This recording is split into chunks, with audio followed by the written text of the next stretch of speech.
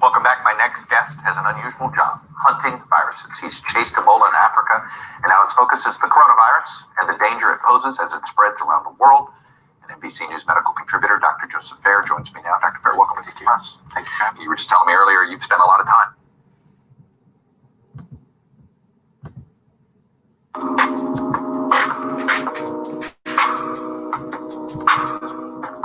Welcome back. My next guest has an unusual.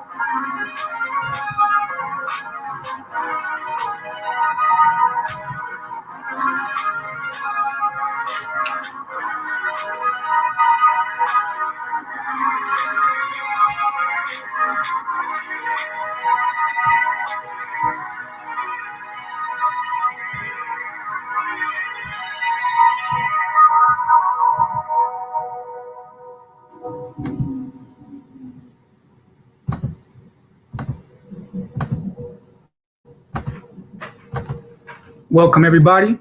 You are live with King Sigma on this Sunday, the first day of March 2020. And today we will be discussing Eugene Robinson's best-selling book, Disintegration, 10 years later. And so far, I will be joined by Mad Bus Driver X. We got Kerry Gokkery Jones on here.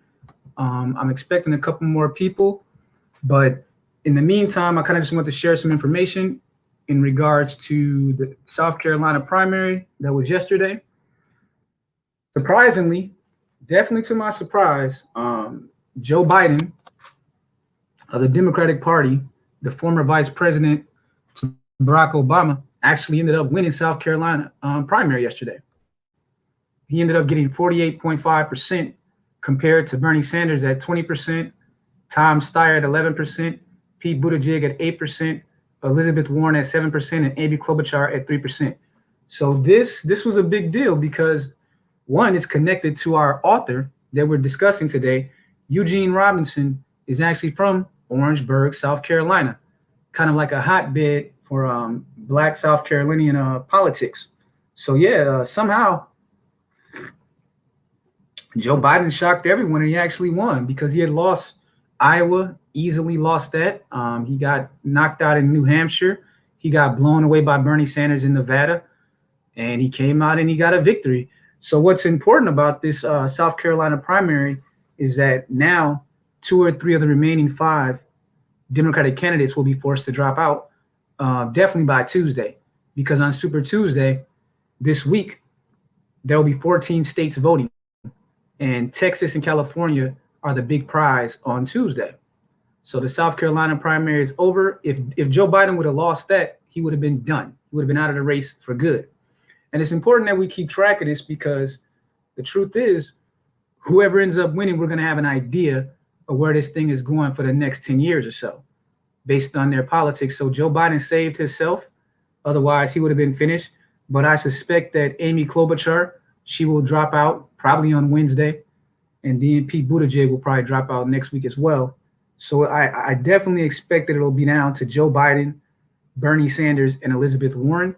They'll probably be the only Democrats remaining this time next week. So that'll be interesting. But for you that, are into the politics thing, South Carolina is one of the first 4 primaries of the presidential nominating race. And the first 4 states are New Hampshire, Iowa, Nevada, and South Carolina.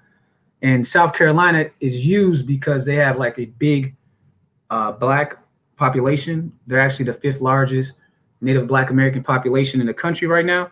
So they kind of use it as a bellwether of how they expect to do in the South. So basically, states like Louisiana, Georgia, Alabama, they use South Carolina to let them know how the Southern Black person is thinking. Whereas they use a state like Nevada to see how more of a mixed electorate is reacting. So a lot of like grassroots people that are into the Black politics on the Democratic side were very surprised that Joe Biden won. They thought he was going to lose because he really hasn't brought anything new to the discussion. So I've always wondered about South Carolina because it's a state that has really been dominated by the Republican Party for, I think, the last 50 years. They've only had like one Democrat that even won South Carolina, and that was Jimmy Carter. He was the last one. But out of the last 12 presidential elections, 11 Republicans won South Carolina. So they're probably going to end up doing a lot of switching around on a Democratic level with these states because of the disaster in Iowa. New Hampshire was all right, but the caucus thing, it just needs to be abolished. And in my state, they used to have a caucus, but now for the 2020 election, because of the issues that they had in 2016, they all going to a semi or open primary. So I think that's what's going to come out of this race, is that they're going to go to like open primaries and semi primaries and no more caucuses anymore. Just too much confusion. It's too undemocratic. So that'll probably be gone. So yeah, a lot of the Democrats, they consider it as critical springboard for building momentum for Super Tuesday when those 14 states vote. They use it to gauge Black American support, and multiple Southern states tend to go the same way as South Carolina. So those are the main reasons why South Carolina is important. So basically, what happened in South Carolina sent the message to these out-of-touch Democrats that they want Joe Biden, that Black Americans want Joe Biden. That's actually the message they just got from the Blacks in South Carolina. So we'll see on Super Tuesday. But anyways, so getting to the topic, the book Disintegration, The Splintering of Black America by Eugene Robinson, published in 2010. For you guys that don't know a lot about Eugene Robinson, he was born and raised in Orangeburg, South Carolina. He's born March 12, 1954, baby boomer. He actually was one of the first out of Jim Crow to attend the University of Michigan and Harvard, even though somehow his father was able to attend the University of Michigan prior to in the 20s. So that was an interesting little fact about him, that he was a 2nd generation graduate of the University of Michigan, his father being one of the first graduates of the University of Michigan, going on to become a lawyer. So he has been a professional journalist for nearly 45 years. He's editor and a distinguished journalist for the Washington Post for the last 40 years. And he actually ended up winning a Pulitzer Prize in 2009 for a series of articles that he wrote around the 2008 election race. and the eventual election of President Barack Obama between the dates of January 6, 2008 and November 6, 2008.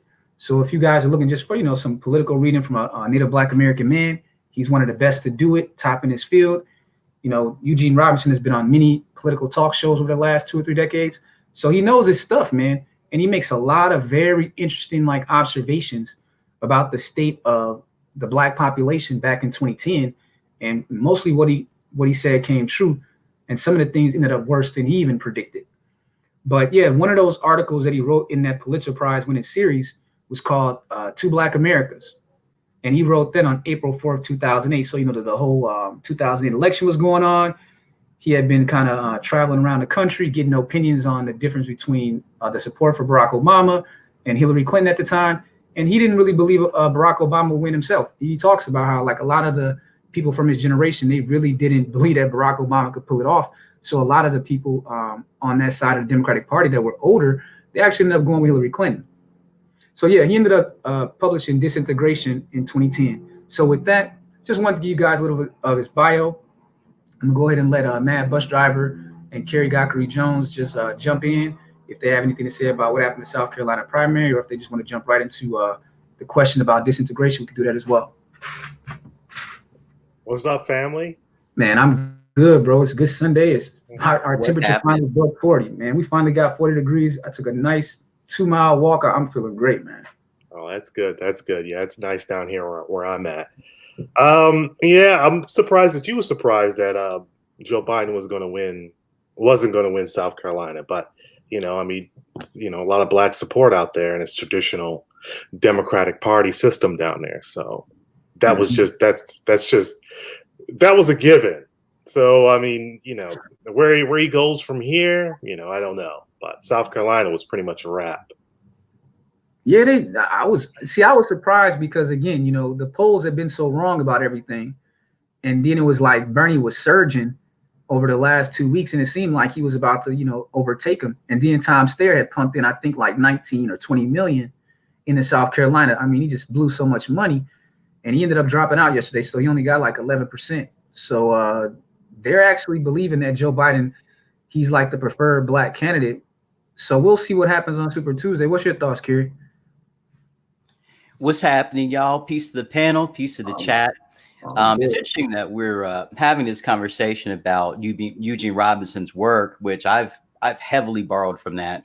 A lot of the older, ebony voters were basically saying that they were, they want to go back to the Obama years, the Obama policies. And as you know, the Obama transcendent elite was featured very heavily in that particular book. So it seems like to me that some of the older generations really wanted to take it back to the Obama era, because there were a lot of those transcendent class ebony folks that profited, quite a bit, Susan Rice being one of them among many others. Mm-hmm. Well, one of the things that I wanted to ask, so before I get into some of the questions for you both, because I know, Kier, you got like a lot of this data that I had a hard time finding on like the biracial, multiracial population. And it's going to be interesting to see what you have to say about when he talks about the emergent class and the two portions of that being the foreign Blacks and the second generation Blacks, and also the biracial. So I'm really looking forward to hearing what you have to say about that. But for those that don't know what the 4 Black Americas are that Eugene Robinson laid out, he basically laid out that in 2010, as he was writing his book, Barack Obama's in office now, and the world is so shocked, they think that they've arrived. But Eugene Robinson was seeing something a little bit different on the horizon, because what he was saying was that, that really shook me when he said this whole thing about, he thought that the problem of the 21st century is going to be the problem of the plight of the abandoned poor Blacks. So that was interesting that he said that while everyone was talking about this post-racial era that they foresaw, he didn't see it at all. What he said he saw is that he believed that if things went a certain way that he laid out, that more than likely it was going to become a permanent underclass. And he was a person that was actually against using that kind of terminology. But he said that just based on what I'm looking at, this is more likely to end up showing that these classes and the boundaries between them were going to ossify over the course of the next decade. So he laid out the mainstream middle class majority, which he said has a full ownership stake in American society. And he's talking about in terms of, jobs, the value system, cultural outlook, and all that. That's somewhere around 50 to 55% of the Native Black American population, according to him. Then he talked about a large abandoned minority with less hope of escaping poverty and dysfunction than at any time since Reconstruction's crushing in. Now that really hit me because I've always thought the same thing. He actually was saying that even more so than Jim Crow, he's saying that what he was seeing in 2010 was going to lead to a situation that for the abandoned poor would be actually just as bad as when Native Black Americans actually were, got their rights to vote and everything, and slavery ended and the Civil War ended. And he said that population was about 25 to 35%. So that's kind of what those numbers are looking like, what he would call the abandoned poor, which was already in 2010 ossifying into a permanent underclass. Then he talked about a small transcendent elite, less than 10% of Native Black Americans or those that identify themselves at that time as Native Black Americans. And he was listing people like the Obamas, Oprah, Tyler Perry, LeBron James, people like that in the less than 10%. Then there was the newly emergent. And that was the group that stood out to me a lot because, again, when you're doing like speculation and you're trying to make predictions, there's a lot of things that happen that you weren't expecting. So he talked about the newly emergent groups being the individuals of mixed race heritage and communities of recent Black immigrants who are not non-Native Blacks. And they basically make up about 10 to 12% of the population based on what he was saying. So he was saying the biggest question in right away was what makes one Black now in 2010? So yeah, anything to say about those first four groups? Do you agree with the way he described it or not? Yeah, pretty much. It pretty much is spot on. Now, as for the emergent group, I mean, they tried to break off back in the 90s. They tried to get their own, box checked mulatto group, and the overarching, greater Black American politics squashed that back in the 90s. But it's going to come back again. They're going to come back. They're going to try again. And the second try, they're going to pretty much succeed in getting their box checked. And once that happens, then you're going to see a real splintering because you're going to have the elite traditional Black class that's going to have the money and they're going to be okay, like the Obamas and Oprah. Then you're going to have the gulf of poverty that the lower class is going to be, and that's going to be, the traditional Blacks that are, they're going to be what you're talking about, the permanent underclass.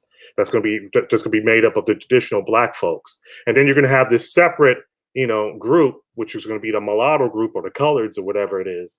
That's going to be, like in between. It's going to be a range of people. There's going to be working class all the way up to rich, but that's going to be its own separate block, and it's going to be a real political drain on the Black, body politics, because you're not going to be able to just claim somebody as Black and say, hey, their achievement is my achievement. So you're not going to be able to claim Tiger Woods anymore, or even Barack Obama, because they're going to start going into different, categories, different boxes. So yeah, that's coming. That's coming real quick. And I find that to be very interesting because already, because I identify as a historically multi-ethnic ebony or Black individual. I think some people take issue to the word ebony, so we'll use Black for the sake of discussion. But I'm looking at pictures on my wall, and on my mother's side especially, they were all very bright, very light, and damn near white. My grandmother had blue eyes and the whole nine. So, I've always identified myself as a Black man, but also on the lighter side of the game. And I recognize my multi-ethnic heritage. And so, I kind of hang out in these spaces where you are starting to see, lighter skinned people, multi-ethnic people. They are now starting to coalesce because various things that are happening online, social media. And I found like a treasure trove of academic studies that talk about what Shisho MBD was speaking about in terms of the multiracial movement and everything else. So you have a lot of folks that are basically feeling like that they're being pushed out. And this is why in my particular work, I focus a lot on the colorism crybaby constituency, because that's really the new hustle of the 21st century. They tried to basically keep brothers on the plantation by saying, you black, we black, yo mama black, hat tip to Obsidian for the phraseology. And then they also came out with the racism argument, the white supremacy argument. Don't mess with Elizabeth. Don't mess with that mixed girl. Don't mess with Princess Peach, because, the white man gonna get you. They tried that argument and it failed, because more brothers now than ever before are dating women from different localities, different nationalities, from the continent and every place else. And so now they're moving the goalposts to, featureism, texturism. If you don't have a, darker than Wesley Snipes, ADOS pre-approved female, you are basically on the out. So even if you roll up with a Ethiopian lady, or if you have a girl from Gabon, you're still going to be considered to be outside of that community, because they want to basically define and label what is black. And I think that whole definition is in a state of flux. Yep, they're going to label your ass right back into slavery. And that's exactly what they hustling for. And that's what's crazy about it, is they keep retracting in life. It's like they keep putting up these barriers that's chasing people away instead of trying to include. And they're now in the strategy of trying to exclude, and it's just going to backfire on them.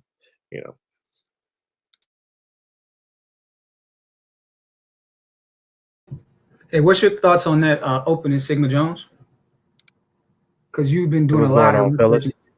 Yeah, you've been doing a lot of research into this whole genetics thing. Just reiterating what Joe BD been saying. This was something that I tried to have a discussion where I kind of was reviewing a video that Uncle Dave did about the whole Dubois and how both methods failed Black America. And the reason being is because Black America really chose glass to be the face, so to speak, of their society. And so I think with that, time before the doomsday clock, so to speak, started ticking. We talk about how Black America chose. So I think if you go further than that and look at how once the slaves were freed and they were given direction they want to go to, unfortunately, from the looks of things, it shows that they wanted to be more of the lower class type. As much as I look at the genetics of how, those who had mixed blood move further away from the South versus those related to African descent, it just kind of shows that that was kind of like its own racial division.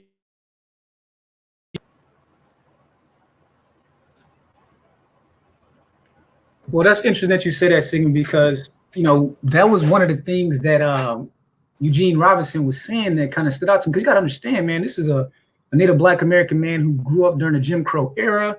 Even though he was in the upper class, man, at the time that he was growing up in America, like 60 to 70% of Black America was either in poverty or at the poverty line.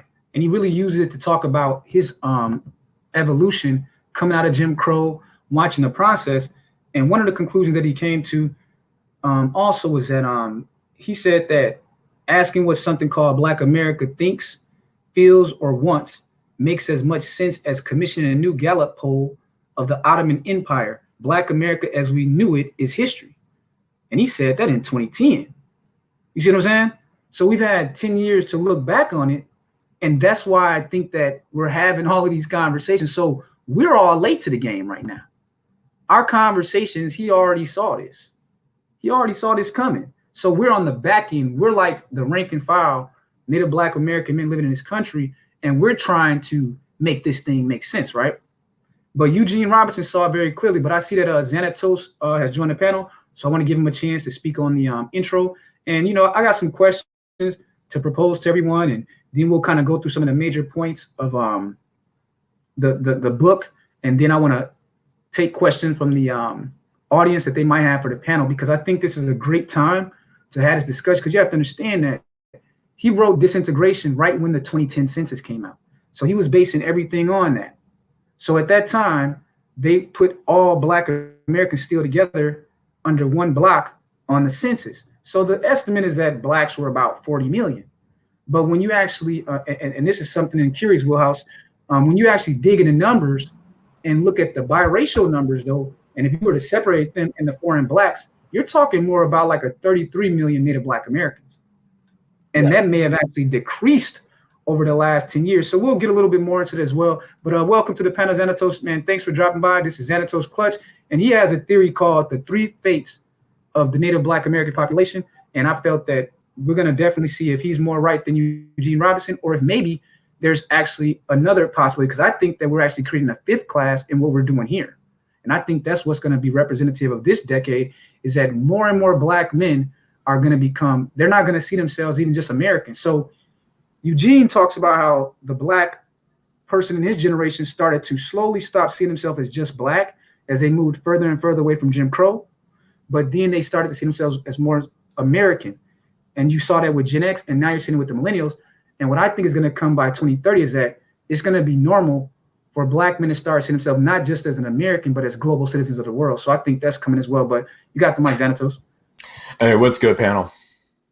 It's all gravy, man. Hey, what's good? Salute, Go, fam. hey, salute, Curie. Yeah, what's up, Sigma? What's up? Both Sigmas, MED. So my theory of the 3 fates of Black America, it is inspired in a way by Eugene Robinson's book, which I've read a piece of it, but not all of it, to be honest. But I was aware, or I am aware of the classes that he broke down, or the Black Americas that he broke down.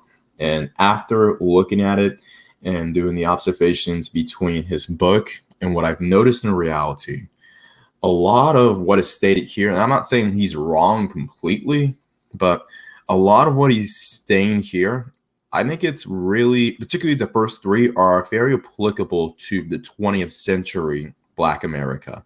So I think in his book, I think what he's doing is, I don't want to say he's fighting yesterday's war or analyzing yesterday's war, but the 3 Black Americas that he points out between the mainstream middle class, the largely abandoned, and small transcendent class, we've always had those 3 classes in the United States. However, with the advent of the welfare state and what other scholars call the ghettocracy, which has dominated since the 1960s, basically because they were given reign to dominate in order to, in my personal opinion, discredit integration. Because don't you find it ironic that when integration came about, that's the same time that the welfare state came about, allowing the ghettocracy to basically reign over all other Black classes and speak for us? Doesn't anybody else find that ironic? But I think it's part of the plan, Exactly. So with that, with the ghettocracy taking over and speaking for all 3 Black Americas, a lot of what I see in the mainstream, or I saw in the mainstream, as well as the transcendent elite, is a lot of pandering at the very least and a lot of peer pressure at the very most. And coming from a so-called Black middle class area of DC, i.e. PG County, a lot of people look to that place as the example of a thriving Black middle class and even some Black transcendence. But in my personal experience, and this was regardless of where I live, whether it was inside the Beltway, which is where you have a lot of the abandoned or even just working class Blacks there, a lot of them, especially within the Beltway, look towards the abandoned class in order to emulate and imitate, because they thought that it's genuinely Black. But when you went outside the Beltway, where you had a lot of the mainstream middle class or the transcendent Black class, a lot of Blacks with money, even though they had the money, even though they had the degrees, even though they had the 2-parent families, what I saw from those offspring, a lot of whom I went to school with, was them either mimicking imitating or idolizing and worshiping that abandoned Black redneck class.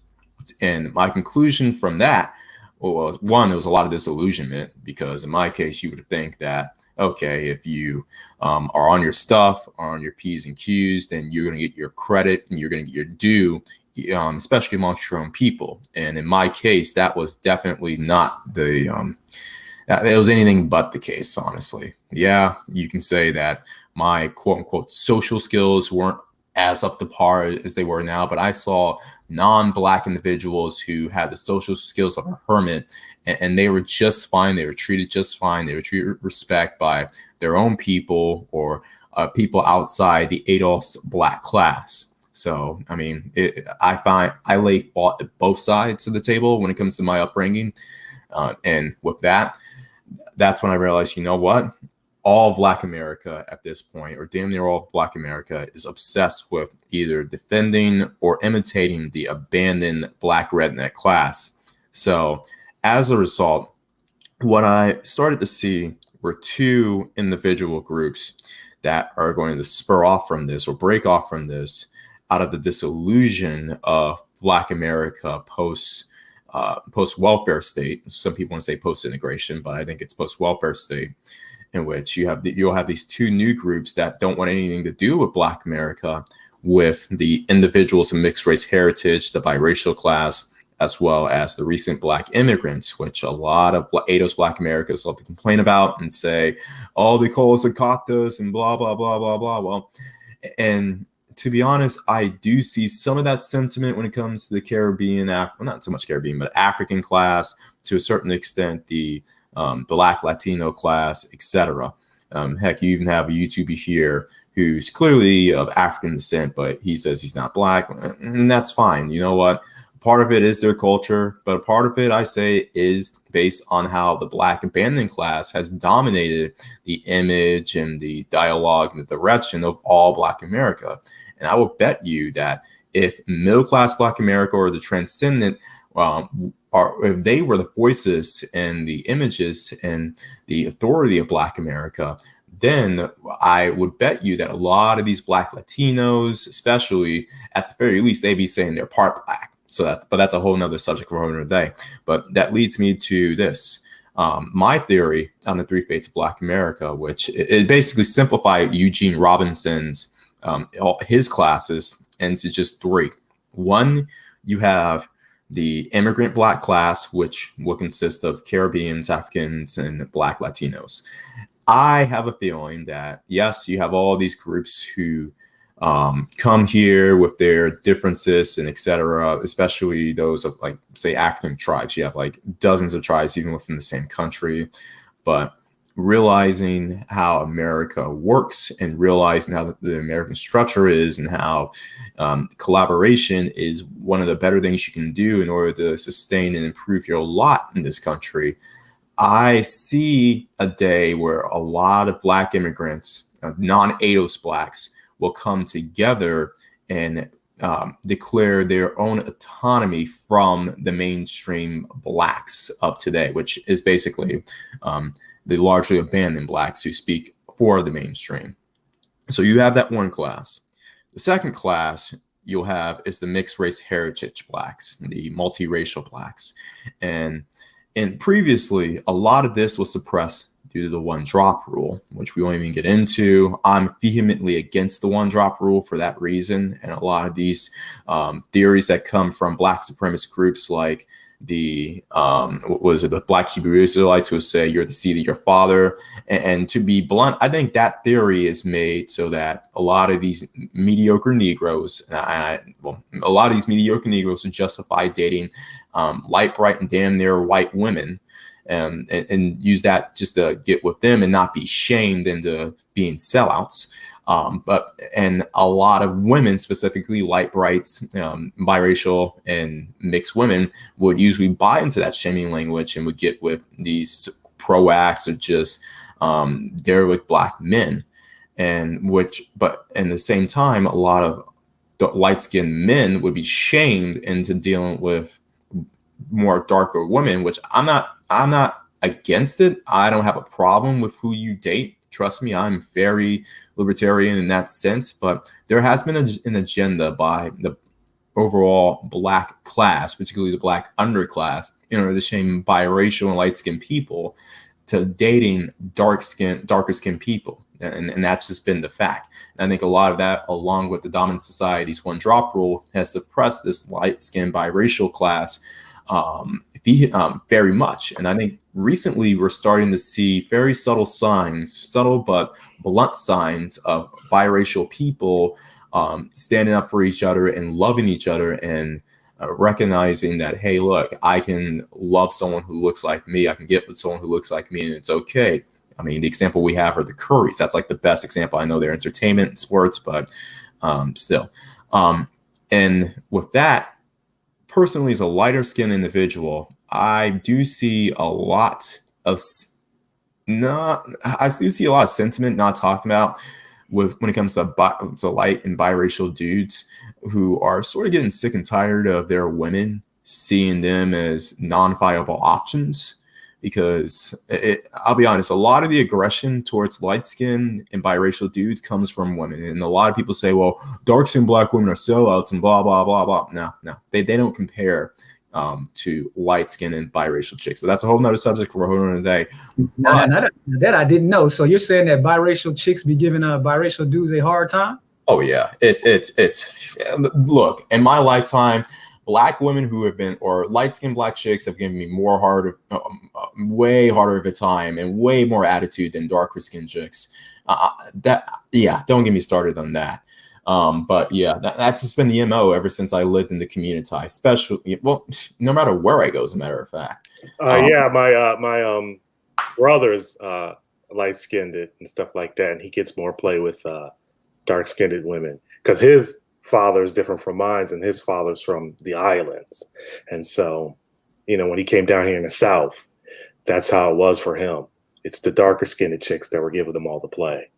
Yeah, and that's by design and intention. So I think a lot of light-skinned dudes are now, and it isn't like we're bitching and complaining that, well, light-skinned women, biracial women, why don't you want us? We're just going our own way and dating whoever. And I noticed that a lot of lighter-skinned dudes have an easier time, not even necessarily with white women, because I'll be honest, a lot of white women in America are fetishized over darker skinned dudes, which is their right, and that's fine. And it'll create more of a biracial class, but a lot of those biracial individuals are going to find themselves in a position where they aren't as admired as much by their own women. And as far as darker women, unless they're non-ADOS, obviously they're going to run into a lot of just the daggle. I hate to say it like that. So a lot of us, we've just been basically going to other races like Middle Easterns, Latinas, a lot of groups where that colorist and one drop rule isn't as vehement and as enforced. And I think what that's going to do is really wake up a lot of light-skinned individuals, especially the lighter-skinned women, to say, hey, look, we may want to stick with our men and support our men, or at the very least not be as adversarial. And along with that, and the many issues that lighter-skinned individuals face, especially light-skinned women, which they talk about constantly, about how they're harassed and beaten up and targeted for multiple things within the community. I think that's going to cause a lighter-skinned alliance between the men and the women to create their own class, at the very least, to fight for their own issues, to rally against the one drop rule, to have themselves considered as their own group. Henceforth, the multiracial class that I point out in my other example of the three fates of Black America. And the third one is the permanent underclass, which I basically say that the majority of Blacks who aren't in the first two groups, or who can't breed into the first two groups, they'll end up in the the underclass, the permanent underclass, mainly because ever since the late 60s and especially the 70s on, the Black middle class as well as the transcendent class have always felt the need to embrace pieces of just the lower Black, the redneck class, to the point where it's like, if you don't embrace even a little bit of it, your Blackness is in question, at least. And at the most, you're basically seen as an outcast, an outlier, a heretic. Now, And it's something wrong with you. now that's interesting that you say that, because one of the things that Robinson was saying was that he called Jim Crow apartheid or Jim Crow segregation, he called that actually integration. And he was saying that under that system, the blacks that you mentioned across those social strata and whatnot, that they were forced to be together. And he said that that was a state of integration for blacks, because remember, it wasn't always like that prior to. During Reconstruction, blacks were doing what we're doing now. They were assimilated, and what he called de-integration. And I like how he said that no one who values liberty, quality, opportunity, or justice, and no one really who values the ideals for which the country is supposed to stand would actually want to turn back the clock. But you just proved the point that he was actually wrong about that. That we've come to find over the last 10 years, there's actually a lot of Native Black Americans that do want to turn back the clock. That's what I thought. That's what's so odd. It's like there is a segment of the Native Black American population that it's almost like they want like a kind of Jim Crow thing. You know, like they're not willing to accept those values that are make you American. You know what I'm saying? They want it, but they're calling for something that he claims that they wouldn't call for. So I just thought that was interesting.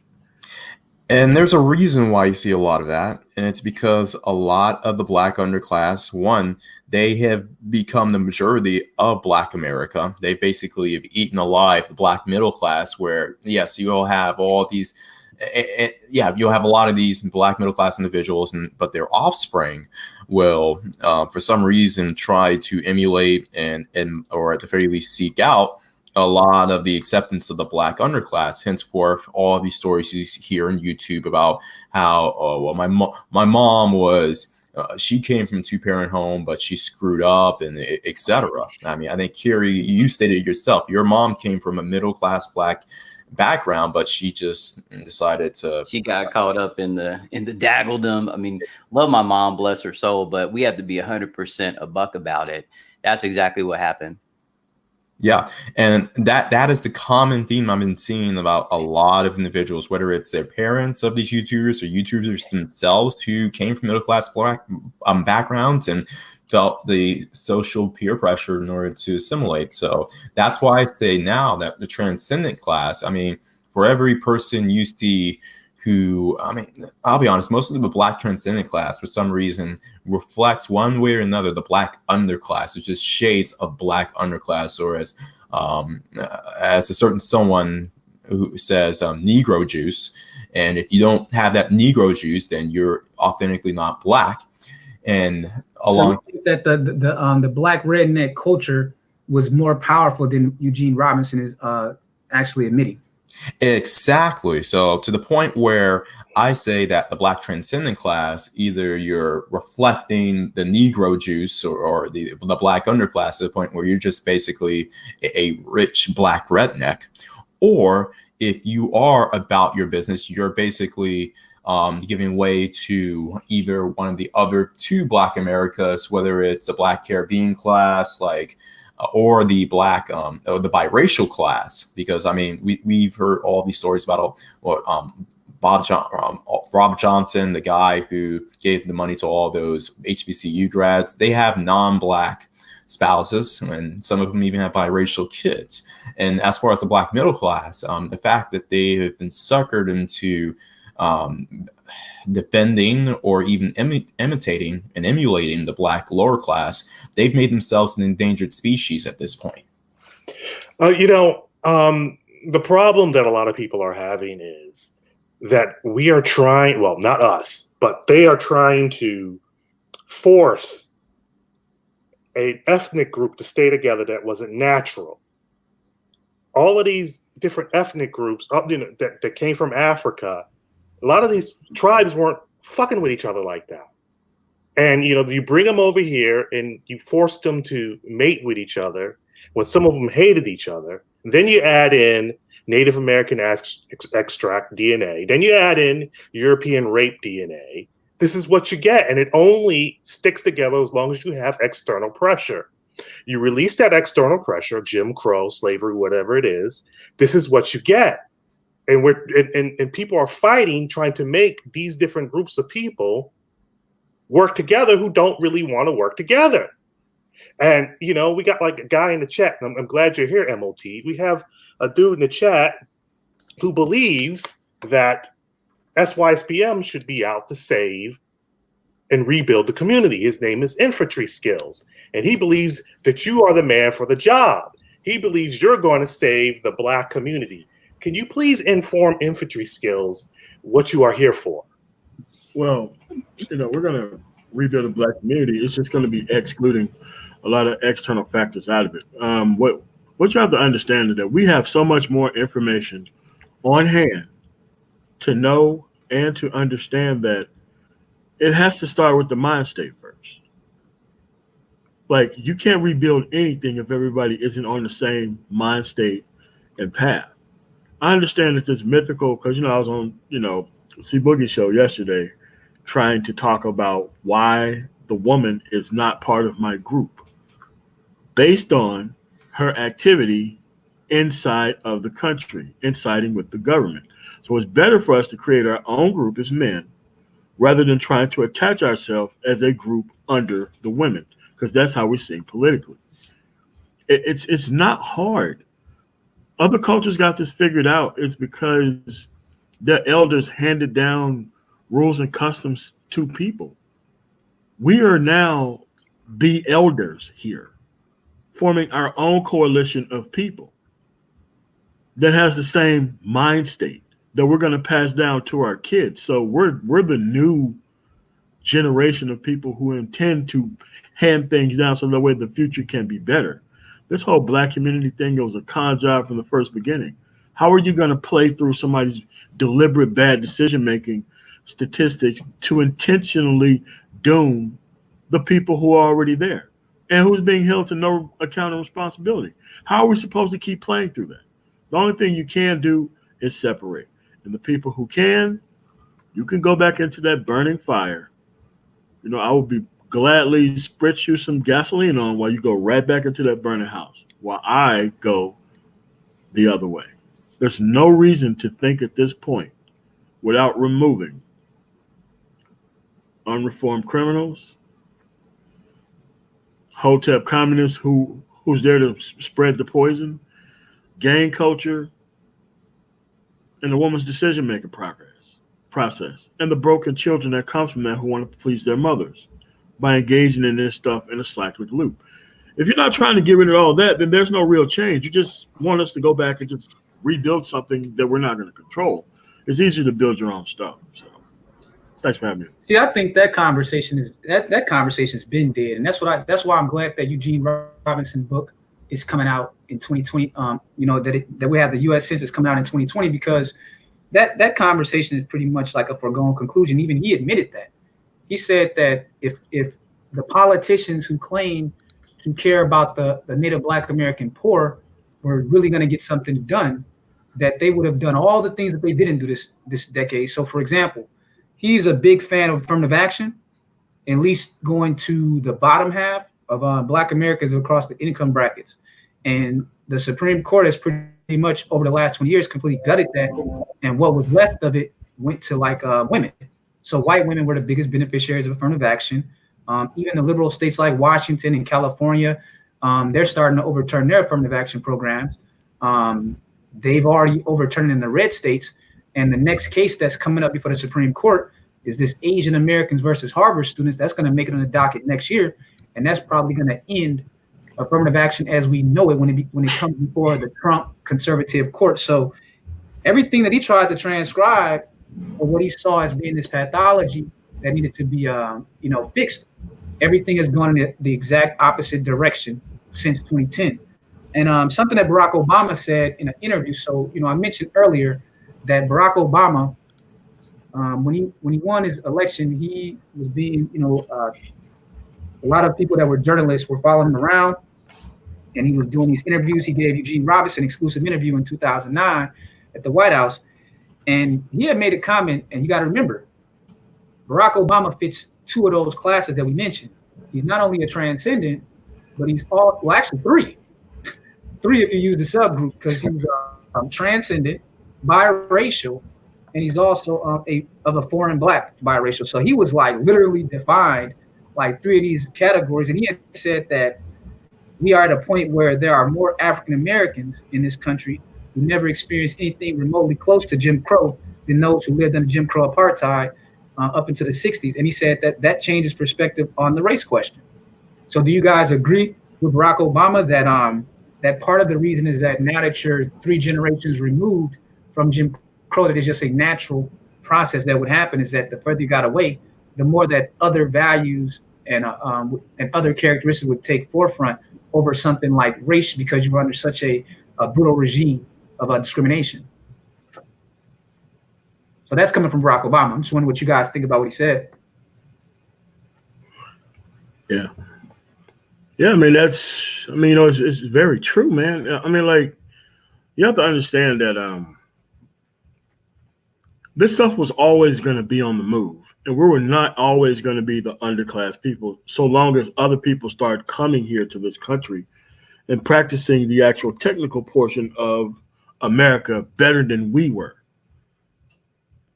Now, if we were practicing what we needed, the meritocracy that we should have been practicing before, there would be no need for all these people to come over here, because the country just couldn't survive with just white families. So it's hard to figure out, but it's easy to solve. Now, you're not going to be able to spread this throughout a whole race, but you can be able to create a new class that actually gets it. Okay. Yes, and another thing, the scare tactic that mostly biracials is going to marry white and all that stuff like that, and there won't be no biracials in the future. The thing, if you look at like South America and you look at other parts of the world, they have a solid, multiracial community. You have your blacks, you have your whites, and then you have this huge middle section, like in Brazil. And so they're dealing with their issues in Brazil, but you also have in Caribbean countries. And for instance, an example would be here in America, 2 biracials having biracial children who be considered biracial would be Lenny Kravitz and was it Erica Benet or Eric Benet? What's the name from the Cosby Show? Lisa Bonet. Lisa Bonet, right? Lisa Bonet and Lenny Kravitz. They have a daughter, Zoe Kravitz. So she would still be considered biracial because both her parents were 50-50, half white, half black. And then you have her, she still would be half white, half black, right? So if that, if you have trends like that continue, you would have, like what you have in Namibia, which is called the bastard community, which is basically 100 years ago, the Germans came over, mated with the Khoisan women, and then they had children, and those children married amongst themselves, and you had a whole solid communities that are out there called the bastard community, because the white man just walked away from his responsibilities. But you will have something like that here in America. You already have it coming up, and once that group gets its own political voting block, it's going to be a wrap for the greater black body politics. And that's what scares a lot of these dudes. Some of them are in the chat here, but go on. That's just me. Just from my own family experience. So Emphasis Girls says, if you want to preserve the great grandfather's genetic identity. So my great grandfather was a light-skinned mulatto former slave who fought in the United States Colored Troops 114th Regiment. So he fought for the freedom of black people, we'll say, lighter or darker. So if I, as a lighter skinned man, a black man, have kids that look like me, and if I'm the same color as my great grandfather, then that doesn't make a lot of sense.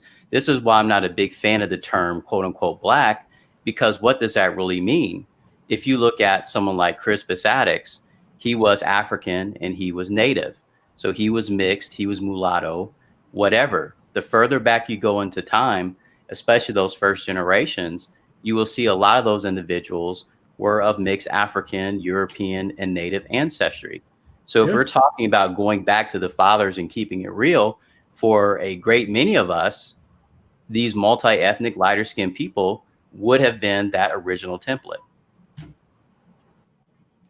Kind of reiterate, Jones, what you just said, on both of my parents' side of the family, my lineage trace. So I have French. Guard them because they're not black. You know, that argument just doesn't make sense. What about my? Go ahead. No, I was just going to say, what about my Cherokee grandmother on my father's side? His mother on my father's side is certified card-carrying Cherokee. So what am I going to do with? I can't run with that on my mother's side. Her father's father has heavy Native American, and this is not like hearsay. This is photo documentation. What we're going to say about that? I mean, most black people in America are multiracial. It's a multiracial group. It's been like that since the beginning. And so what people are trying to do is they're trying to corral all these different bloodlines into one artificial bloodline under a banner of black. And if you take that banner of black and you go to, let's say, New Zealand, like in New Zealand, they have black people in New Zealand, but they're not black like a black American. They're black like Samoan, South Pacific, those type of black people. They're like, they call themselves black over there in New Zealand. So then you got black in Australia. Those are the Aborigines. So, what is it? What is it that these guys are fighting for? Well, here's what they're trying to do. What they're trying to do is force you to stay within group and kind of keep the color narrative of whatever they want. Like, they can't do this inside their own house, right? So they want you to pay a color narrative price while we don't try to do anything intellectually to move people actually forward. The problem is that if these things could be here locally, none of this conversation would be correct. You have to remember, people made a direct choice to take things in the direction that they did take it. Like my grandfather said, these people were maybe one to a household, max 1 to 2 or 3 households minimum. Because if you didn't work in the fields, you definitely wasn't working through education. You didn't get access to nothing. Food, sex, nothing. You never got access to anything.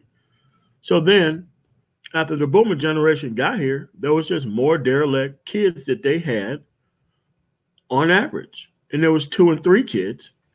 And then next thing you know, the Generation X generation, next thing you know, it was up to half, and now we're just totally taking over. Now, what he wants us to do is not focused on the mind state portion of this, which is what we should be focused on. They want to focus on the color state portion of this. But when you focus on the color state portion of this, you're actually protecting their gains, not yours. Because to them, having a black looking child is better than having a black acting child. So, I mean, we have these Hotep colorists who want you to keep things a certain narrative. I'm like, dude, listen, we have to rebuild this thing by mind frame. And I just say it's better to dodge all of this stuff and to go somewhere else where other people in their actual culture cared about the actual woman that they bestowed on the culture. You can't take this stuff back to a specific place. It's nearly impossible to do so. I want to piggyback on that too. So, I mean, here's the thing. So SYSBM, for example, Save Yourself Black Man, is ultimately about you exercising your choice. I like to think of it as lifestyle design. So individual brothers are going to be choosing the quality stargates that they want to procreate with. So if you prefer a woman with those, West African features and whatnot, as someone mentioned in the chat, there are literally millions, if not billions, of women who fit that type. Or you can go to the Philippines or to the Indian subcontinent. I mean, if you prefer a darker skinned female, there's nothing wrong with you wanting that. You can go out and get that. Some of us like them white girls. And so if you want to go out there and get you a Elizabeth or whatever it is, and that's your prerogative. But I think that, I said in a live stream I did a while back that there is going to be a fork in the road. This is the Eugene Robinson Disintegration. This is the 3 fates of Black America scenario. Different brothers are going to choose the women that they want to choose these women are going to have a multitude of features. It's going to be their free choice at the end of the day. No one is saying that, you know, typically West African features are going to go extinct. Far from that. We all know that Africa is going to be a huge part of the global population. So I just don't want the conversation to get reduced to, or the thought be that, you know, we're saying that there should be, or there not going to be any darker skinned people, because that's not accurate and that's not factual. But what is fair to say is that, and maybe Brother King Sigma is going to talk about this later, but I mean, your share of the ADOS population that is multi-ethnic is growing at an increasingly parabolic rate. And this is something that's going to have profound implications. So let's go ahead and deal with that, Kerry. So one of the things that Eugene talks about, he says that the rapidly increasing numbers of immigrant and biracial Black Americans don't have the same sense of historical injury that Native Black Americans do. And do you guys agree with that? Because this is kind of like what you talk about a lot. How does that impact things going forward, you know, like to 2035 or whatnot, from your standpoint? So the way I see it, there was an article that was put out by the University of Virginia StatChat, and it's called "As the U.S. Population Grows Increasingly Diverse, Census Race Categories Are Struggling to Keep Up." And they talk about the fact that due to the growth in the, as the census calls it, the two or more races, in your various populations, these labels of white or Black or American Indian or Asian or even Hispanic, they really obscure the demographic background. Like someone was mentioning, you know, pure ADOS Black men. Well, your ADOS population is basically stagnant. And if you factor in the fact that Black female fertility is in decline, birth rates are falling, you may even see a population reduction. Not anything to get super alarmist about. I mean, it's still going to be a substantial chunk of the U.S. population. But this particular article has a great breakdown where they basically separate Black America alone, not Hispanic parents, Native. That's about 30 million, let's say. They've got Black alone, first or second generation, i.e. the immigrant group. So they're probably coming in at there's probably about 6 million of them, if I'm reading this chart right. Then when you have Black Hispanic, then there's probably about, let's say, 3 or 4 million of them. And then finally, Black and another race, there's probably about 5 million of them. So when people say, you know, the Black American population is 43 million, that hides a lot. I mean, there's a lot of ethnic, genetic, and phenotypical diversity in that number. And you are going to see that these particular populations have different cultures, different outlooks. Like I solidly identify as a mainstream brother, according to the Eugene Robinson classification system. I don't make YouTube content. I'm not aiming at the abandoned class. That's not my class. I am loyal to my class, which is the mainstream. So you're going to see as we move forward into the future, especially with a lot of the say foreign-born rhetoric and also the anti-multi-ethnic rhetoric. Not saying anyone here is doing that, but you see this a lot on social media. You see it even in academia. I mentioned this earlier. There's a host of papers that talk about, you know, these sorts of things, or they're comical reading, but you are going to see these outside forces that are basically going to push people into this three fates of Black America scenario. Now, for us here, the challenge becomes, can we unite under a common creed, a common ideology where people of various, you know, phenotypes and backgrounds who have that shared experience can rally together?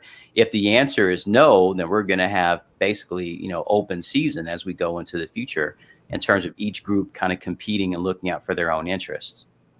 Yeah, that is interesting that even though you've given all that data, and Eugene Robinson is saying that this is already, you know, the die was almost cast in 2010, it is amazing that people are acting so surprised. You know what I'm saying? Like, you had so much time to do something different.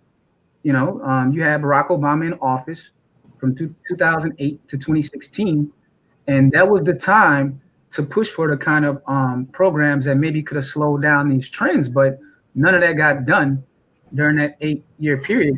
And it seems like people are having a hard time accepting that, what Barack Obama said, that when you have 3 generations removed from the Jim Crow apartheid era at a time of maximum freedom of choice, you're going to get outcomes that are not going to be what they were prior to all of that 1960s legislation being passed, just the trend of proximity.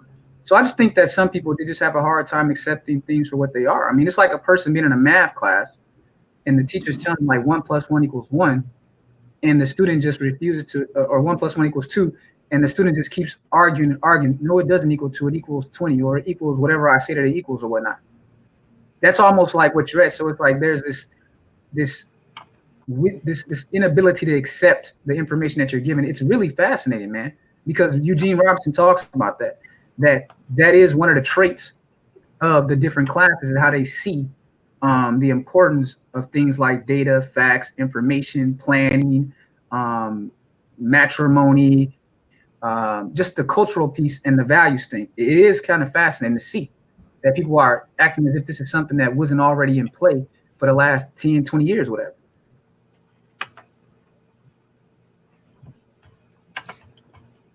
Yes. Go ahead. Go ahead. All right. So the problem that people are having here is that data is actually crashing into their stagnant reality. The actual outcomes of them not doing anything is crashing into their stagnant reality. And you have to realize that America has just moved on from the actual underclass of Black people even being considered citizens of this country. If you're a non-progressing people, because there's going to be a lot of whites too who are caught up in this. Those rural whites, well, they've been catching nails left and right too. Like this new update of welfare is actually cutting all the welfare from those type of areas. The cuts in the budget. Black people are really not going to be affected all that much, but all that money is coming from those white rural areas that are not progressing either. So it's just that you have to realize that in order for the country to succeed, you have to have an upward mobility level of people who are here. And most of that stuff is not coming from your average white rural and definitely not Black rural or even suburban family for all that much.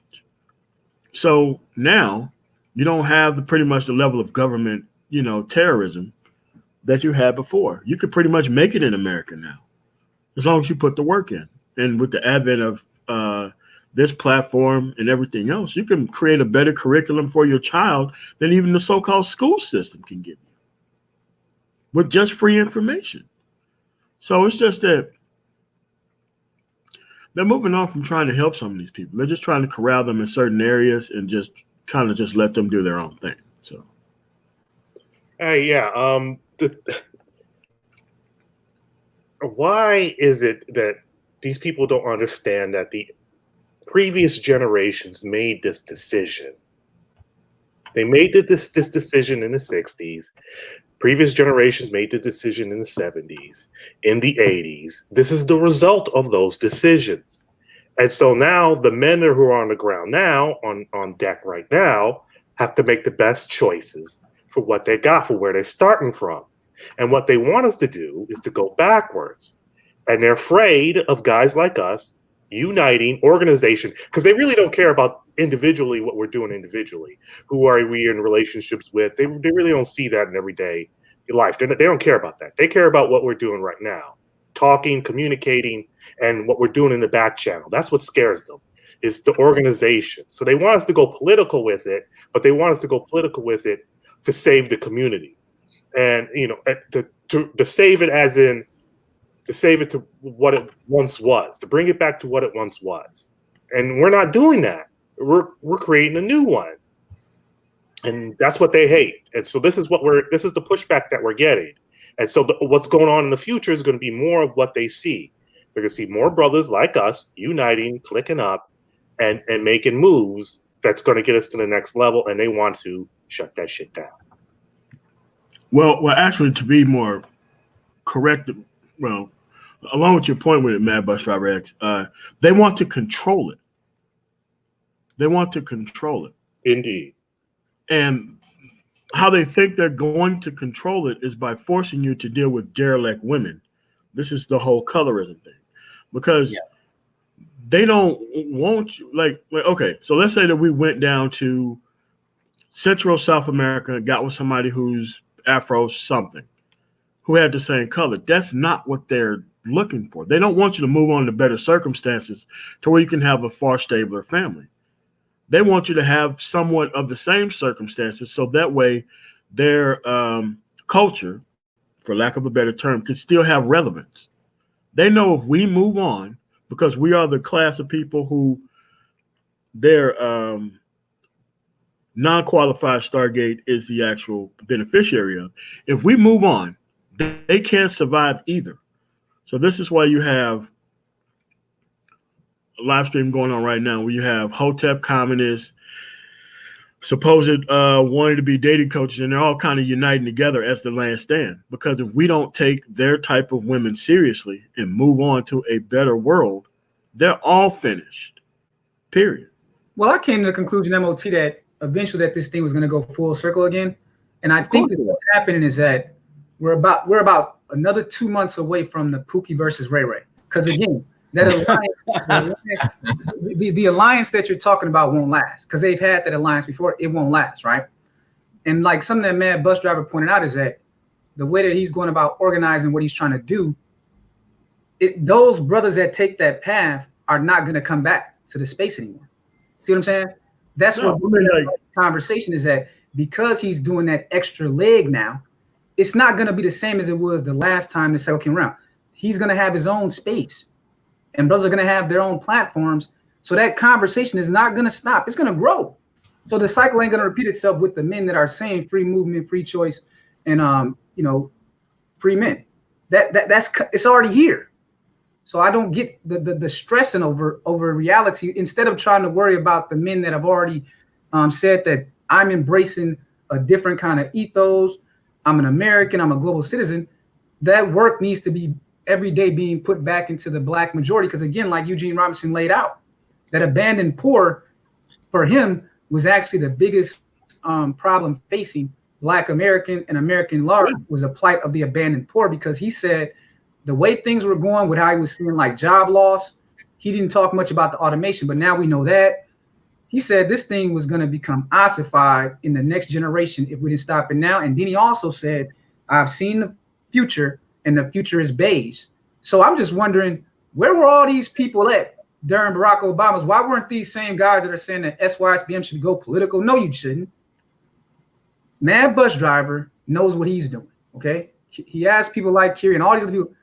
That man knows what he's doing. But my question, more importantly, is that where were all these now digital lobbyists while Barack Obama was in office? Why didn't they go political? Why weren't they down there sitting with Barack Obama, getting these things passed, securing affirmative action for these black men? That why weren't they getting the criminal reform passed? It was the damn Republicans that got any kind of criminal reform passed just a year ago. So it's like, where were all these digital advocates and lobbyists over the last 10 years? It's amazing how many of them popped up out of suddenly in 2020. They're experts on political lobbying and what it takes to form a political agenda in a political party, but none of them were sitting there with Barack Obama while he was handing out $37 trillion budgets during his time on average. So that's interesting to me.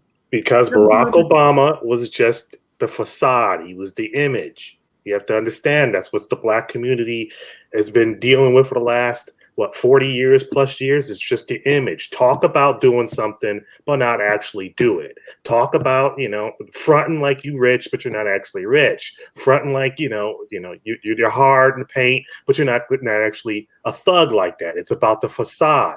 Telling the women what they want to hear, but not actually doing the shit that you're telling them what they want to hear. The specific type of women.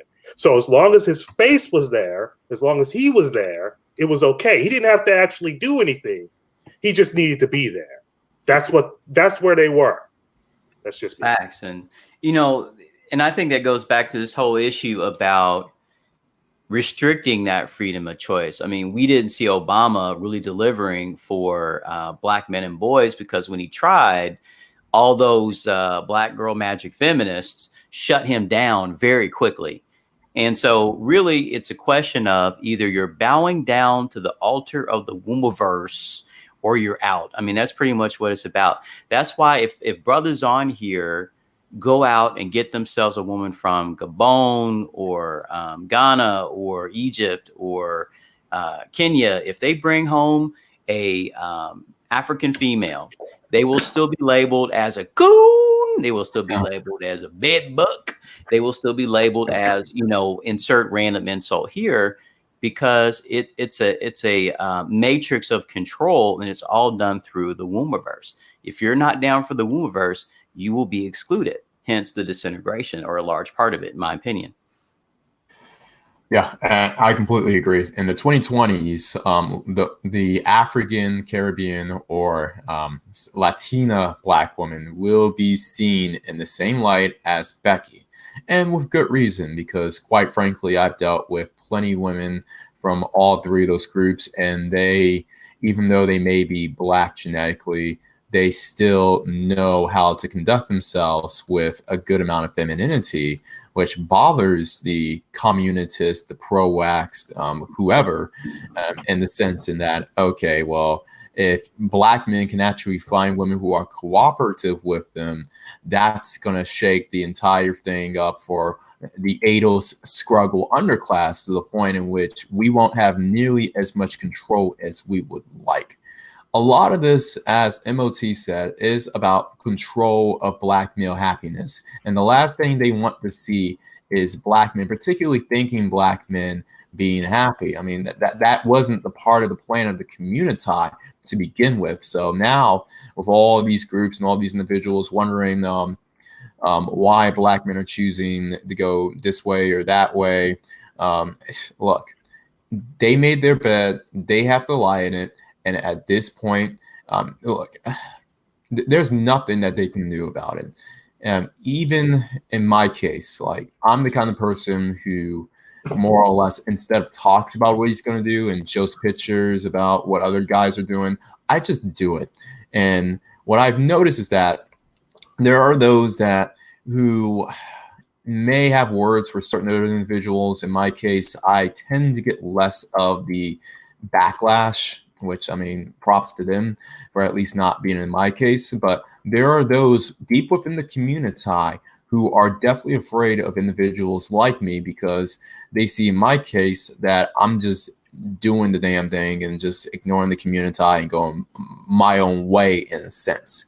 And obviously, since I'm not seen as a select, or none of us are seen as select or swagged out men, we have been, for some reason, deemed as the permanent unit class, in which we needed to be the first right of refusal and be the beta bucks for the Daggle or the community whenever they screw up. So mainly, we are the bailout plan, and the bailout plan is not working like it was intended. So that's why a lot of these people are getting their panties tied.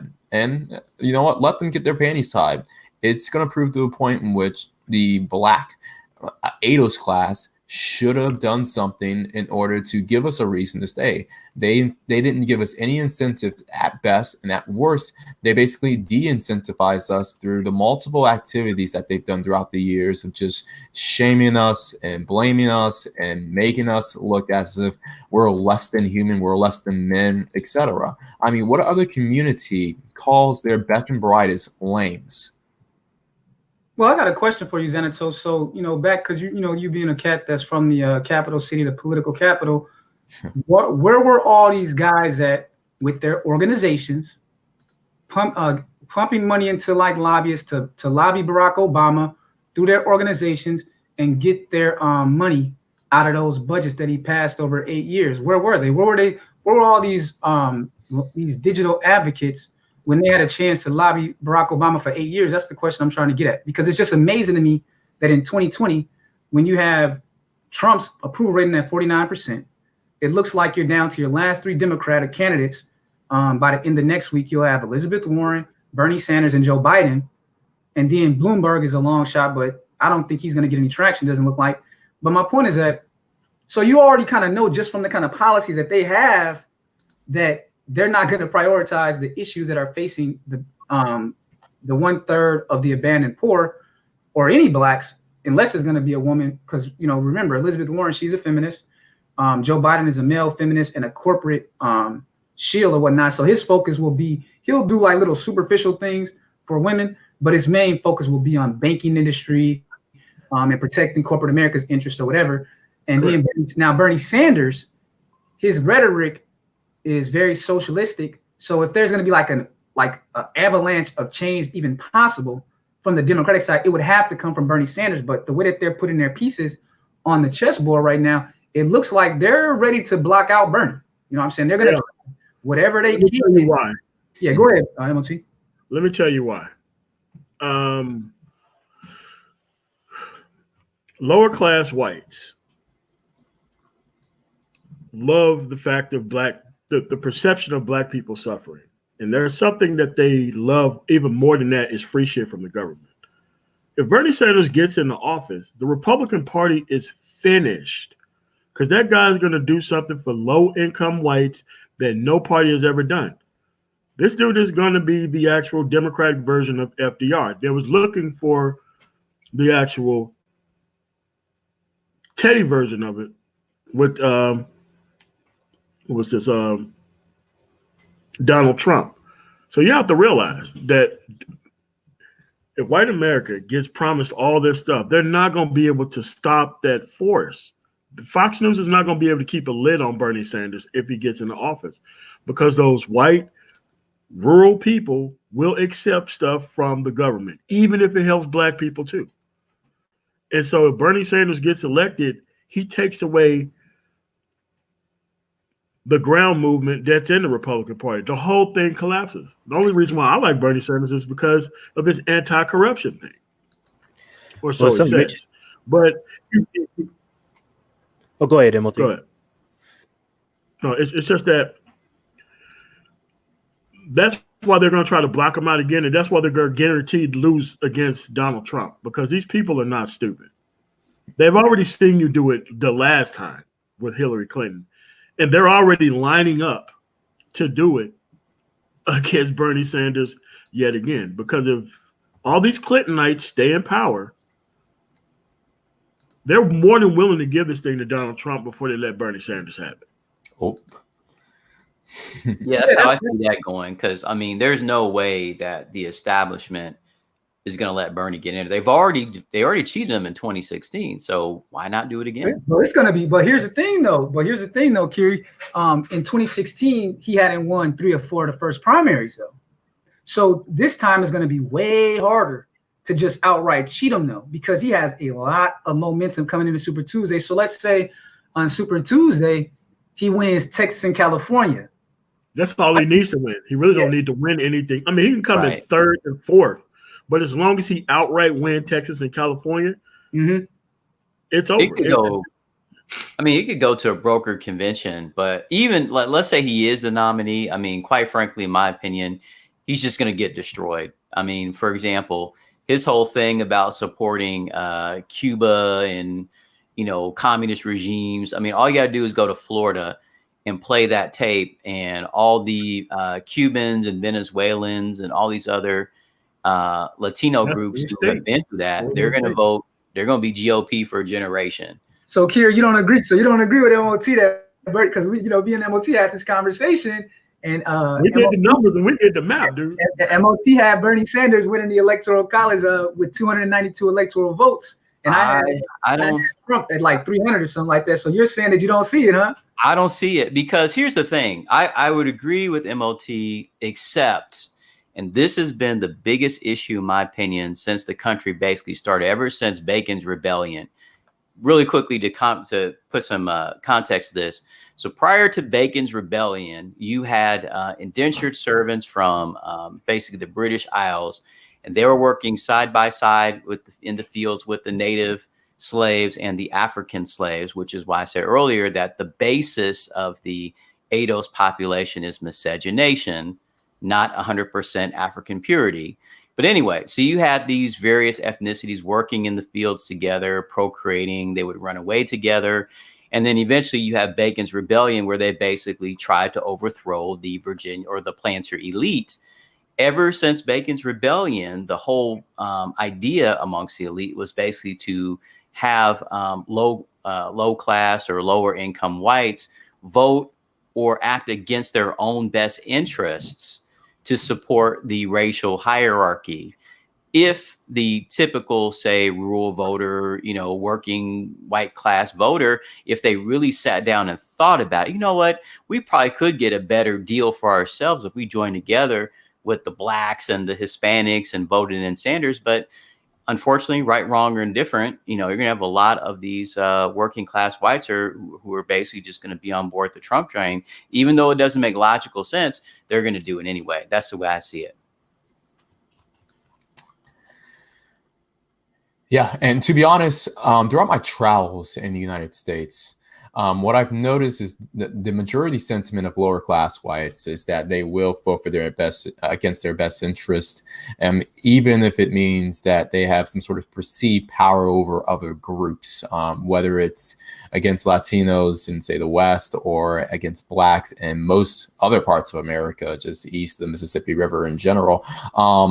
But yeah, the one place that I've only really seen a lower class whites who will back up their best interest, even empowering other minorities. I'll be honest, the only state that I've really seen that done with lower class whites is New Mexico. And I will say this, there is plenty of poverty and crime out there in New Mexico. However, compared to some of these other states, no one really suffers like that. There isn't this rampant crime, this rampant poverty or gap of poverty between the races. Most people are mostly in the working class in that state. So it's more of a decision of what you want, how you want your state to be, how you want to operate it, etc. Granted, a lot of these people, I mean, yeah, when people say, New Mexico, people would think, well, it's not that great of a state. The infrastructure isn't there. Albuquerque is pretty much a small, San Antonio or big El Paso, which it is. But compared to some of these other states like Arkansas or Kentucky or West Virginia, where the lower class whites have basically voted against their best interests, as long as their racial hierarchy was maintained, I bet you a lot of those individuals in places like Kentucky and Arkansas and West Virginia would kill to have a state or have their state ran like, say, a New Mexico, where it's more or less egalitarian between the races and classes. And it's wide open. There's so much land out there. I've been out there several times, and looking for for employment, looking for land and stuff like that. It's just depends on what type of lifestyle you want to live. As for poverty, yes, in Albuquerque proper, you'll find a lot of drunk like Mexicans and stuff like that out there. But that's just the nature of the beast. That's how their culture is in some areas. But as for politics, as for the heat that I was feeling or anything like that out there, racial politics, I didn't feel any of that out there in New Mexico. No, exactly. And it's interesting that you point out, like, it's a lot of what people see is Albuquerque, but you have to remember, outside of Albuquerque, there are actually middle-class neighborhoods where you have people of all races. And by all, I mean, like, mainly whites, Latinos, and Native Americans. Those are the three dominant groups in that state, in which they live in relative harmony, as a matter of fact. And even with the few blacks and Asians that live in New Mexico, the race issue doesn't really come up that often. And also you have other places like Santa Fe, which is pretty much, it's a nice city, and that's actually the state capital. That's pretty much middle class. For, like, if you really want like a middle class place where people are just chilled and lay back, and it just seems like it seems tranquil to the point where it feels just too tranquil, then definitely take a trip to Santa Fe. And then also you have Los Alamitos, how do you pronounce it? It's that research facility where it's federally owned and ran, but it's a research facility where everyone who lives there is paid because everyone who lives there are essentially STEM individuals. So just to give a comparison of what happens when you put policy that benefits all first instead of race rhetoric that seems to benefit only whites, but ends up screwing you in the end, like how a lot of these other states, like say in Arkansas or Kentucky or West Virginia, have historically practiced. Hell, you see it now in places like Missouri and Ohio, where a lot of whites are starting to suffer. I mean, they voted basically against their best interests as long as they saw the black oppression being present. But now it's like, well, whites are suffering the same fate as a lot of what blacks have been suffering historically in these states. And to be honest, they pretty much have no sympathy of mine, given how they have historically been. And if they really want to redeem themselves, I'd say vote for the best interests of all your citizens, regardless of race. And that doesn't mean voting Democrat or Republican, as a matter of fact. Remember, the former governor of New Mexico is Gary Johnson, who is an avowed libertarian.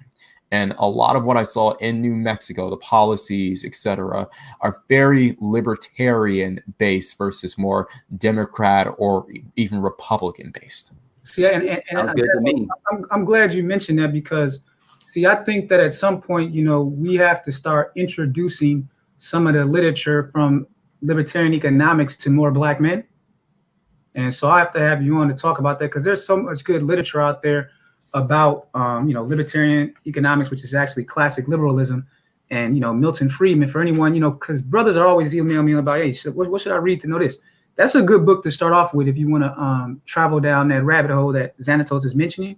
And I actually do believe that you're going to have more and more black men leaving like the East Coast and the Midwest. I don't know so much about the South, but actually going Southwest. And with things trending as they are, I think it's going to be helpful that black men actually get into that mindset of thinking like libertarians. Because look it, man, I don't see Bernie Sanders winning. But again, me and MOT got the bet going on. He's confident that he can get it. But if things continue down the path they're going, we're going to see the smallest welfare state that we've probably seen since 1965. Because think about it. The budget that Trump just proposed for 2021 is $43 trillion. And he just gave a tax cut to the top 20%. So I'm trying to figure out, all his money is going to like the corporate industrial complex. That's right. His own cronies. And now you got this coronavirus. Now, see, you always notice how these things be happening, right? To take the money from where it should be going. So he cut the foreign aid welfare policy thing down by 10, you know, by like 10 billion. So we kind of see where he's putting a lot of money at the border now. But the tax cut came at the expense of the working class Americans. So I'm trying to figure out, how do these people still think they're going to get this welfare state? If Trump wins, it's going to be the smallest welfare state that we've seen in like probably 50, 60 years. And when I say welfare state, I mean for the working people. It's a welfare state, but it's a corporate America. It's corporatism. America. Corporatism. Yeah, exactly. So I mean, here's where it come from.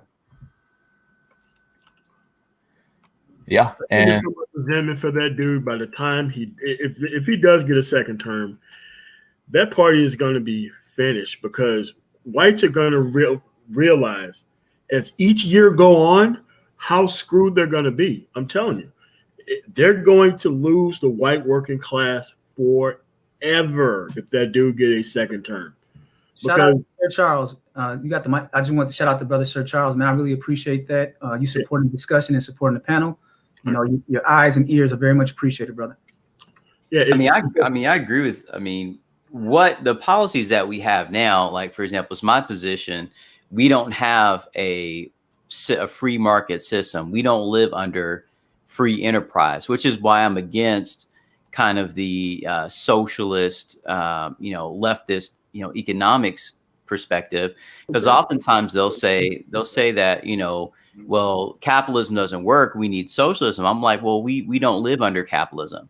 We live under a system of corporate welfare and bailouts and, interest rate manipulation and central bank monetary shenanigans. So we have not lived under a true free enterprise system to even know what that's actually like. But, you know, I do think there will come a breaking point. I think what happens is you have all this, you know, military industrial complex welfare. We have all this corporatism and corporate welfare. The people are going to say, yeah, well, that's cool and everything, but I want to get taken care of too. So, but I don't think it's going to be this election cycle, but, you know, I think that will come about eventually if things aren't addressed. I like to point out, just to plug, I just want to plug real quick. I always say, if there's ever an issue or a problem, you can always lay it at the doorstep of the Federal Reserve System and the central banking cartel, and that is going to be the genesis of 99% of the issues that you see. That's just my opinion. I was going to say one of the reasons that I want to just make this little point, Sigma Jones, and I'll give you the mic. I just want to, you know, say, because to MOT, one of the things that him and I was, you know, disagreeing with is that I was trying to tell him that, you know, I do get what he's saying, that if Trump wins a second term, it is going to destroy the Republican Party. But here's the thing. We're underestimating how effective his federal bench is going to be, man. You got to understand. Trump already got 2 people on the Supreme Court. And he put nearly 200 people on the federal bench, more than any president in history. And I think that alone will keep in place things that are going to be very hard to overturn. So I get what you're saying, that, okay, Trump wins 2020, 2025, the Democrats take it back. But the question becomes, what do things look like in 2025 when Trump, he gets another term? He already got 200 judges on the federal bench. He already got 2 Supreme Court justices. He'll probably get 2 more if he gets another 4 years, because Ginsburg is, I don't know if she's going to make another year. She's still alive, dude, to be quite honest with you. It's a shock. So you basically got all these, so they're going to get replaced by all these jurisprudence that are in the 50s age range, maybe some like around, you know, 45 to 55, and they're going to be on those benches for 25 to 30 years, man. So I'm wondering, what do you think about that? Sigma Jones, go ahead, but MOT, when he gets done, I want you to answer that. Well, I was going to reiterate what MOT talked about in one of his panels earlier about why socialism, you know, people who taught socialism really don't understand the human factor in it. And MOT gave a great example. You got 2 guys, one is a janitor, and both of them are getting paid $10,000. Well, as a doctor, they're handed because all you have been doing and all that years in college and trying to get certified and everything is pointless if the janitor is getting paid. So that socialism will never be a full set type of political system that works. Venezuela, no choice but to try to get into some sort of corporatism, capitalism to try to their system.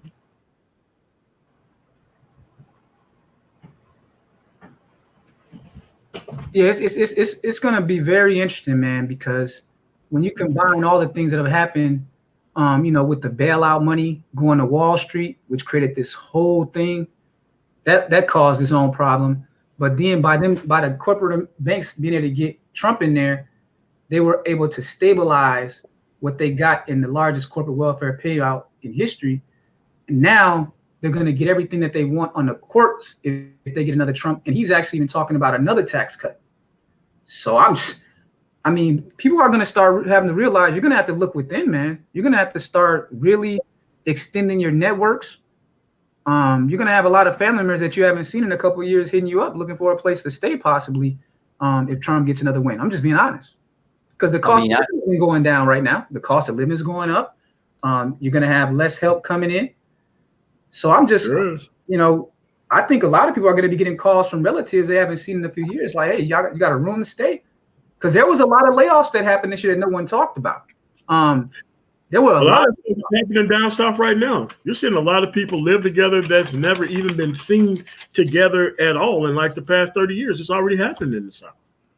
And that's why I always pound the table about the fact that we live in this very competitive dog eat dog, winner take all society. And, you know, as a father of children, it's my job to make sure that they have the skills, the assets, the social capital, and all these kind of things, because, you know, it's going to be two groups of people. It's going to be the quick and the dead at the end of the day. Damn, the quick and the dead, Kieran? Quick and the dead. That's pretty much what it's going to be. I mean, this goes back to the whole three fates scenario. You're going to have, I mean, if you think about it, right? I mean, let's take one point. Let's talk about interest rate manipulation and the outcomes that that leads to. So it sucks capital out of the communities.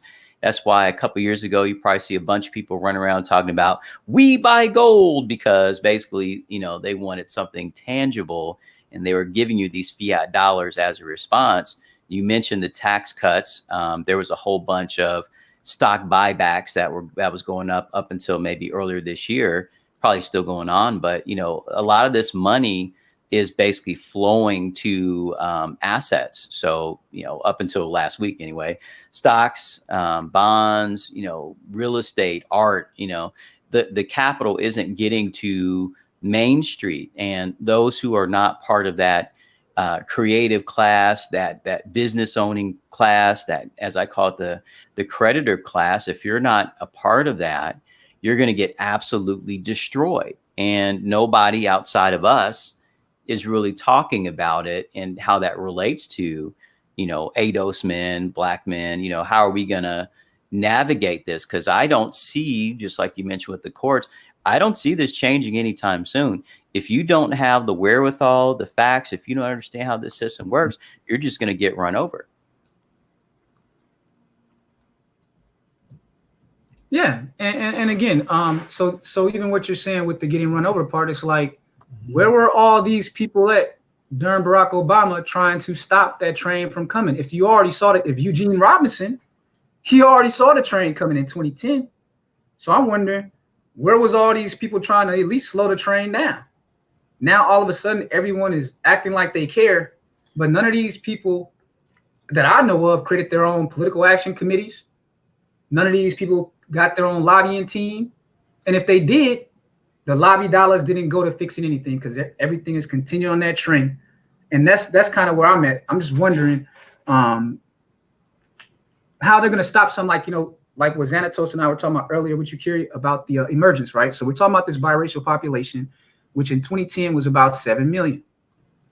Now, that population probably percentage-wise might have went up from like 3 or 4%. Probably is going to, it could be 8% in 2024, all I know. But here's a question that Barack Obama asked to Eugene Robinson in that interview in 2009. He had said to him, how is it possible to hold a class of people in contempt? You said what? I'm sorry, I just coughed, sorry. Oh, okay. Yeah, he said that how is it possible to hold a class of people in contempt, even historical contempt, if your grandmother and grandfather or mother and father happen to be white and they're among that group? Now, that was a question that Barack Obama, now, you know, his whole journey was about identity, you know. His whole struggle was about identity. And this is what he's telling Eugene Robinson in 2009 as he's preparing to write this book. He said that, you know, as a biracial, it's hard for me to look at the person that raised me with the kind of contempt that he even said himself that was justified. It was justified in his mind that the black boomers had that contempt because they were coming out the first generation out of that Jim Crow. And that's when he made the follow-up comment about the further you get away from that, the less kind of cohesive unit you're going to have with Native Black Americans. And then when you take marriage off the table, because this is one of the things people tend to forget, right? One of the main functions of marriage has been for business, networking, and binding families that would otherwise not be binded together. Facts. So my question is, where was all this promoting of promoting marriage and lobbying Barack Obama back up until 2016? Now, all of a sudden, everyone just now waking up to the fact that if you don't create a culture that promotes binding people together through marriage, you're going to have these kind of problems, because you're going to have a bunch of isolated automatons operating on their own. And the natural thing to do is go towards your rational self-interest. If you're just an independent automaton, you're going to just go towards your interests. Whereas the way that matrimony has worked, it's helped to bind people together that would otherwise not be binded. That's one of the things that comes with one of the trade-offs made by a culture of bachelors and bachelorettes, or promoting a culture of people just being very promiscuous, is that that's going to be one of the things that sacrifice those more stronger familial bounds that creates like community. But no one, where were all these people promoting that over the last 12, 13 years? Nowhere to be found. Maybe they saw the demographics numbers. They looked into it and they seen that there was a serious shift in the numbers, and that's what scared them. They seen the shift in, in social media, and this is what scares them. They see that it's a serious move that a lot of men are making, and they want to corral that. And so they didn't have that so much back when Barack Obama was president. I guess it was, a serious undercurrent, but now, I mean, it's exploded. And so what they're seeing is that they're seeing a lot of organization amongst the men, because before we were all bottled up. So now it's exploding, and it's getting out there. So they're trying to get ahead of it. It's like MOT said, they want to control the narrative. They want to control where we're trying to go with this. Now, MBD, Xanatos, and Kier, this question is for you, and then I'm gonna give Preem. I see he came on. Salute. So do you guys see the biracials by 2030 actually full on now identify themselves as a separate group? Do you see that happening over by 2030? That on the 2030 census, that by that time as things are going, that they'll say we're biracial, we're not black, we're not white, we're a biracial class. Yes, because they were talking about that during when Obama won the presidency. There was some memes out there, and it said the first black president, and somebody was spray painting the word black out and put on there, biracial or mulatto. I mean, that is true. That's what's going to happen, because the kids that I seen when I was, in the school system, many of those kids, a large percentage of them were mixed with black fathers and whatever the mother was. Those kids are going to grow up. They're going to become a voting age. So they're not going to be stuck and bound to this narrative of the black identity as the way we, knew it as when we were young. And so their identity of what black is going to be totally different, because they're going to be growing up with, Meg Thee Stallion, Bad Barbie, all these other different characters that are just, ambiguous as to what their culture and background is.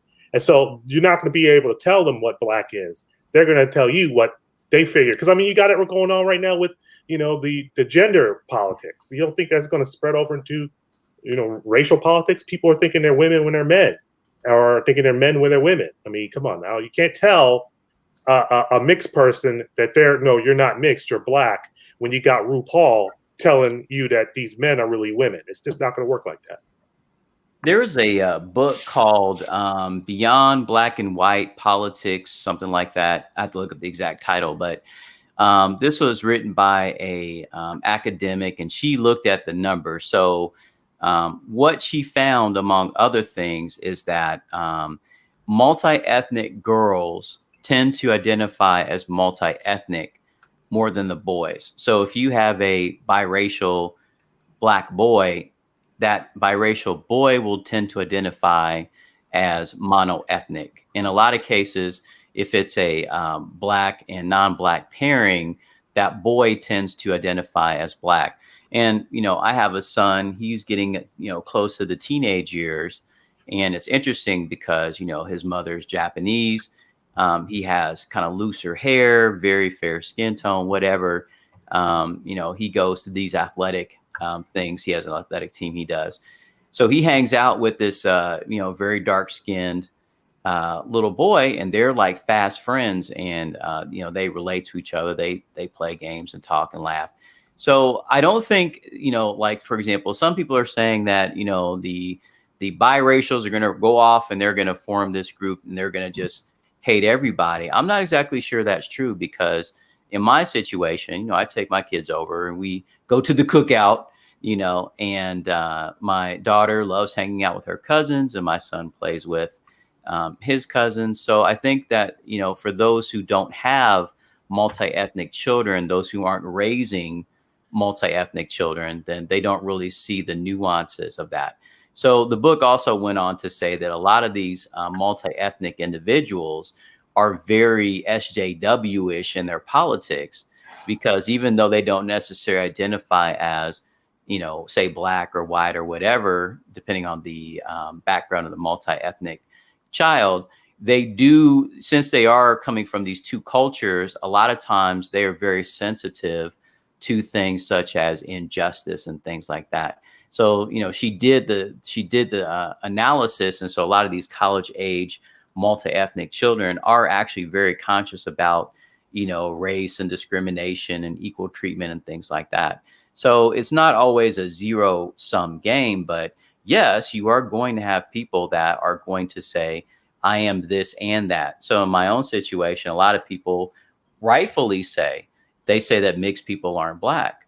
And I agree with that. So with my own kids, I tell them, I make them repeat it until they, have it ingrained in their minds that they are Black American and Japanese. That's what they are. I'm not asking them to choose one or the other. They are both. So I think that's definitely going to be an outcome moving forward. As far as my opinion on what's going to happen, yeah, I completely agree with Kirigakure and MBD about them eventually identifying as biracial, because we're looking at just the plain numbers of who's benefiting and who's not. And you have individuals who are saying that the Black community consists of Black men, Black women, and biracial women, for starters. So that leaves out a lot of biracial boys, in which a lot of them are slowly but surely, they're going to get a wake-up call, realizing that they are not beneficiaries of even the little gains that you can get within the Black community. So as far as that's concerned, you're going to have the men, I believe, leading the pack in really pushing for this biracial group. The women, not so much, at least not until reality really starts to hit them, or that they really start to see that the biracial men are actually making moves, in which, yes, you'll see them trying to hop on board, but by that time, hopefully biracial men will recognize that a lot of this is just bandwagoning the winning team, and that they'll be able to, they as in biracial and light-skinned men, will be able to make very stringent qualifications on what it means or how you can redeem yourself from being basically the ultimate Bedouin. I hate to say it, but overall, yes, I do see the divide coming in the near future, because I don't see the Black underclass giving up anything anytime soon. So yeah, and I don't think a lot of biracial individuals are going to sit here and just, even though they're just trying to live their lives and be citizens, still be lumped in with the ADOS Scruggle underclass. So I think there's going to be a lot of individuals who are going to do their damnness to say, look, I'm not associated with that. Do not associate me with that under any circumstances whatsoever. Hello. Hello. Is anybody there? What up, man? Hey, what's up, man? Thanks for joining. You got the mic, man. We've pretty much, we've been through the panel, so you got the mic for the next few minutes, man. All right, cool. Yeah, I need like less than 60. Yeah, so on this scenario here, my bet is that folks are going to gravitate more towards values than they are, color. So I mean, as you guys are like talking like about the mixed race and biracial people, I don't think they don't have a strong enough foundation for that to hold them together, because I mean, like, there's no history, there's no culture, there's nothing that's going to bind them just based on color alone. But if they, create some type of constitution, create some type of ideology, something that kind of binds them, that would be strong enough. But just on color alone, or the fact that they're biracial, I don't think that's going to be strong enough. I think by default, most folks are just going to gravitate, because I mean, you see it happening right now. Most folks are just going to gravitate towards values, and you're just going to have like a hodgepodge of different, types, races, of folks that, may look different, but, they're going to, see eye to eye on things that really matter to them. That's my bet. Now, you coming from, like, you're actually someone that would be included in that emerging class on the foreign Black side. So what's your thought on why do you think that so many Native Black Americans who claim that they care so much about the rank and file Black people, they didn't create the kind of organizations, lobbyist firms, and go to work on Barack Obama for 8 years? Because you weren't here when he said it, but Eugene Robinson has said that he believes that the problem of the 21st century is the problem of the plight of the abandoned poor Blacks. Now, where were all these people that claim to care so much about these Blacks? Where they at? Where they been? I mean, if we're talking politics, there's a lot of, lip service is going to go on in politics. So you pretty much got to take it with like a grain of salt. I'm not surprised, because again, it's politics. And my whole strategy for dealing or playing the political game is to play the American card. I think, as a black person, you have more advantages. You have more options. If you play, the American card versus playing the black card, I think you kind of pretty much are going to stunt your growth and stunt your, progression, especially today, if you kind of wait on that bus to come. You know what I'm saying? Because it's just not coming. It's a whole lot of talk. It's a whole lot of promise. It's a whole lot of screaming and yelling, but it's really not going to really get you anywhere. And again, if we're just talking about as far as from a political aspect, so the fact that folks was giving a bunch of lip service or nobody showed up, to help, the lower class blacks. I mean, I'm not surprised, but that's not going to stop them from voting, because all they got to do is have a little get together or some shit I saw yesterday. Have Juvenile on stage with goddamn Tom Sires singing "Back Your Ass Up," and that's gonna get you a couple of goddamn votes. So it don't take much, man. Well, you know that Tom Steyer ended up dropping out today, right? Yeah. I saw that, he was up there doing twerking and all that, and he dropped. I was up there twerking with Juvenile, man.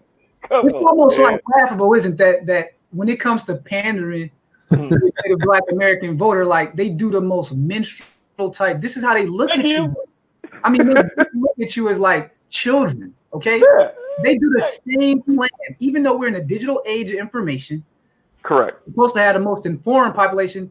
These people are still using the same playbook that they've been using for 60 years, and it's working. Joe Biden won South Carolina. If I can rhyme off a playbook, how about hot sauce in my pocketbook? That was that Clinton line on the Breakfast Club, and they were like, that's disrespectful. But then again, like I said, man, they don't know it, but most of the Democrats have pretty much given up on the black majority, man. They've made it so clear throughout this race, man, that they don't care about the black vote outside of the little minstrel pandering. And now here we are about to hit Super Tuesday, and that's going to be interesting, man. What happens on this Tuesday? Because if one of those candidates wins Texas and California, they're going to be the nominee. Correct. I ain't seeing no real, like the ones that had any kind of new ideas, they're gone. Like Yang, he didn't have no political experience, but he actually had real new ideas. Bernie Sanders has real new ideas, even though I'm not with it. But if you are of that belief that you want that kind of assistance from the state, then that's your guy. But they're not having it. They're telling everybody but Bernie. So MOT might be wrong on this one, man. Yeah, I mean, Bernie has a good spill, and nobody's gonna confuse me to be in academia on socialism, but it's essentially like a caste system. So once you get in, you kind of pretty much get locked in. So where you start is where you're going to finish. If you're at the bottom, you're pretty much going to stay there. There's no opportunity for any type of upward, momentum based on your own shit. So if that works for some folks, go for it. But really quick to the thing as far as the pandering. And again, that's why with me, I would rather someone be indifferent. So we're looking at political parties out there. I don't need someone to pander to me. I'm okay with someone being indifferent. But I don't know, man. Some folks, they need that big old tit in their mouth to tell them, I'm going to give you this, give you that. I just need someone to be indifferent. Say, hey, listen, this is opportunities I'm going to put out there. I'm not going to put any roadblocks in anybody's way. It's a survival of the fittest. Go for it. For me, that's good enough for me. I don't need the leverage, or I don't need you to give me anything extra because of what happened to my folks 20, 30, 40 years ago. That happened to them. If you're telling me, okay, right now, you're putting it out there, everybody is at the starting line. Listen, I understand some folks, they have this little mental roadblock and they think, well, hey, this guy's not at the same starting line as me because look at his skin color. He actually has an advantage. He actually has a handicap because of his skin color. Well, I don't know. If you want to make that argument, go for it. All this is access to opportunity. That's good enough for me. But they put to each his own. But you're not out of the mainstream for an emerging black, though. In fact, Eugene Robinson says exactly what you said. You're not out. You're out of the mainstream, maybe with the majority of Native Black Americans. But in terms of like the group that you would be put into, the Black emergence, he made the comment that the fastest growing segments of Black America was the emergence have less reason, or perhaps no reason at all, to go through life wearing the racial burden from the Jim Crow apartheid era. And there's also some more history involved in the fact that when you look at the role that Africans played in the slave trade, people don't have any clue that the Africans actually ran the slave trade from like the 1400s up into the 1700s. The nobles were actually doing deals directly with the Europeans and actually gave them permission to build like the forts on the coastal areas of the Gold Coast. So the Caribbeans had it different though, right? So it's like we evolved in our situations differently, and the Caribbeans, they were sent there to the Caribbean, South Americas and Latin American countries or whatever, but the Black Americans being a small population brought here and then eventually grown over time, you kind of see how the historical aspect is different too. So what you're saying really is not out of the mainstream for your actual class, man. Right on, right on. So what I want to do, since we got the full panel for this last 30 minutes, I would like to open up it for questions from the chat. If there's any questions that you guys have for the panelists, I will read those to the panelists. So you guys go ahead and put your comments in there, and the panelists can go ahead and answer for the next 30 minutes, and then we'll wrap it up. It's been a very good panel. You know, it's good to have a mixed panel of people to talk about this. But I guess I would just throw one thing out there before I take these questions on. See, I think that what we're seeing now, you know, you heard Xanatos with his 3 fates. You see Eugene Robinson with the disintegration model of 4 Black Americas. I think what's happening now is that you're seeing a 5th Black America. Yeah. And what I was referring to is that I think that as more and more Black men start to have these kind of conversations about liberty, equality, individualism, democratic populism, and free markets, I don't know if you ever had a generation of Black men sitting around having this kind of discussion with each other all across the world at the same time.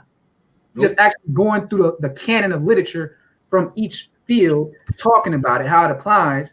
And I think what's happening is that a lot of Black men are actually coming the real Americans more than any group. So terms like acting white don't have no place in these kind of discussions because, see, most white people don't act like Americans. And I'll say it again. Most white Americans don't act like Americans. And what I mean is that having those values, that value system that Preem was referring to. And I think what's happening, more Black men, because they can't rely on the state anymore, because they can't rely on their culture. So now think about that. You can't rely on the state. The culture is not progressive. Well, you're going to have to look inward, right? And I think that what we're going to see rise up during this next 10 to 25 years, it's going to be normal for Black men to tell you that I'm like independent, I'm a libertarian, and they start seeing themselves as an American. You got the mic, MOT. See, here's the thing.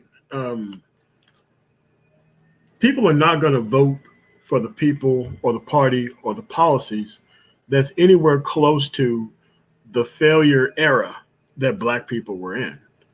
And people are going like the actual separatists. I forgot the term that you used that he used. Is that people are going to want to see themselves as more American and not really tied down by the things of the past. And once you separate from like domestic daggle, once you separate from, you know, the nigger farms and the children that come from it, the men of it, you see yourself as a better American citizen. And people are going to be able to separate. They're going to finally get some type of success in their life. They're going to stop, to a lesser extent, be worried about the things of the past, because once you got your household that is secure and you ain't got to worry about keep re-securing your actual household, none of this stuff is going to matter. Facts. All the problems that you're going to worry about, none of that stuff's going to matter, period. Facts. Can I co-sign that? I mean, really, that is a brilliant point that MOT just said. Because, I mean, if you're fighting a war on 2 fronts, like you're out there battling it out in corporate America, or, you know, you're running your business or whatever, and then you come home and you have to battle it out with your Stargate, I mean, it just doesn't work. So I'm sorry. Go ahead and continue, Sarah. Battling it out on the nigger farm. It's going to be rough. The nigger farm out here, it's rough out here in these streets. Yeah. Okay, so one of the brothers wants me to take a poll of people's political affiliations as we stand here. We just closed out Black History Month.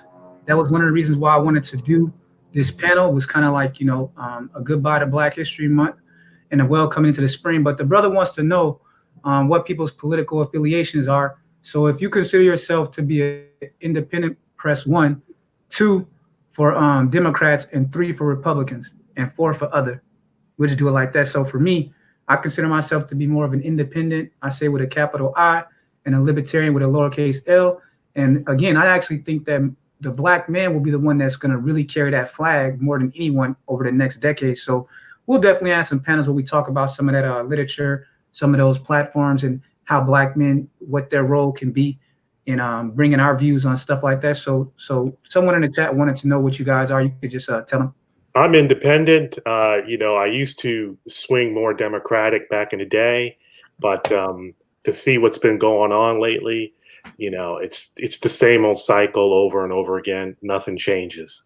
So you gotta pick who's the best for you for the best situation, because all you're going to hear on the news and radios, they're going to tell you to vote either all red or all blue, because you're not really looking at the individual who's on the judge, who's on the city council, who's on this, who's on that. You're just going to see who's on top of the ticket, and I'm voting straight down. But that's not me. I'm trying to look at each and individual person.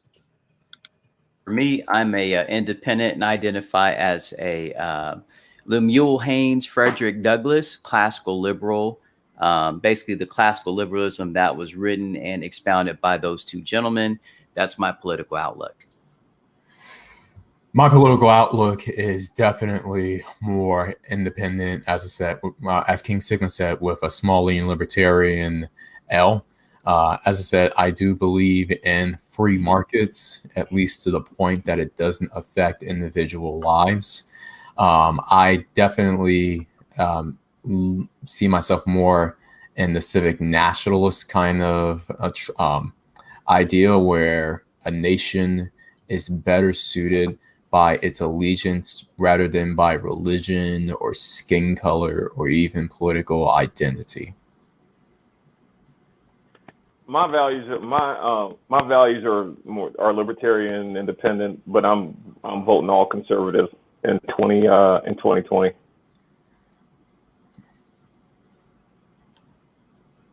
Yeah, for me personally, classic liberal, obviously. Western, like Colorado, where I live at, more liberal, because more liberal out west is a hell of a lot different than more liberal down south. So is Western conservatism. I like that a hell of a lot better than Southern conservatism, obviously. So that's where I'm at, dude. Oh, yeah, definitely. And that's a reason why I moved out to the Western states. That's the reason why I moved out to Salt Lake City, where it had more of that Colorado classical liberal libertarian value, and some other parts of Utah, but you do have other parts of Utah, particularly more north towards Ogden, where I had the luxury of working for a good amount of time, where it would have more of the southern or just east of the Mississippi conservatism.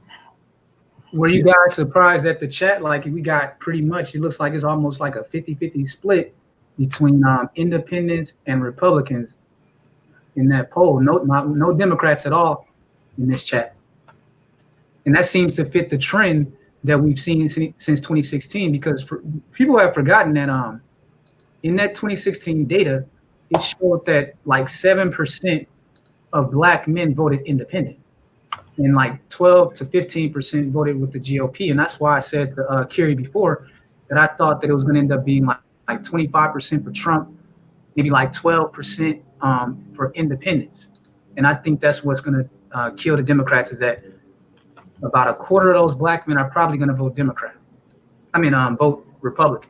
And then another 12% independent. But you're seeing a trend line that when you look at the age groups, once you get to 30, that's where the independent numbers like skyrocket. So a lot of younger Black men, they're waking up that, man, there's nothing in it from really both parties, so I might as well try something different. So that's interesting. Charles Merchant said, "Don't be fooled. Most of these guys are Democrats, just like their mama." Damn, man.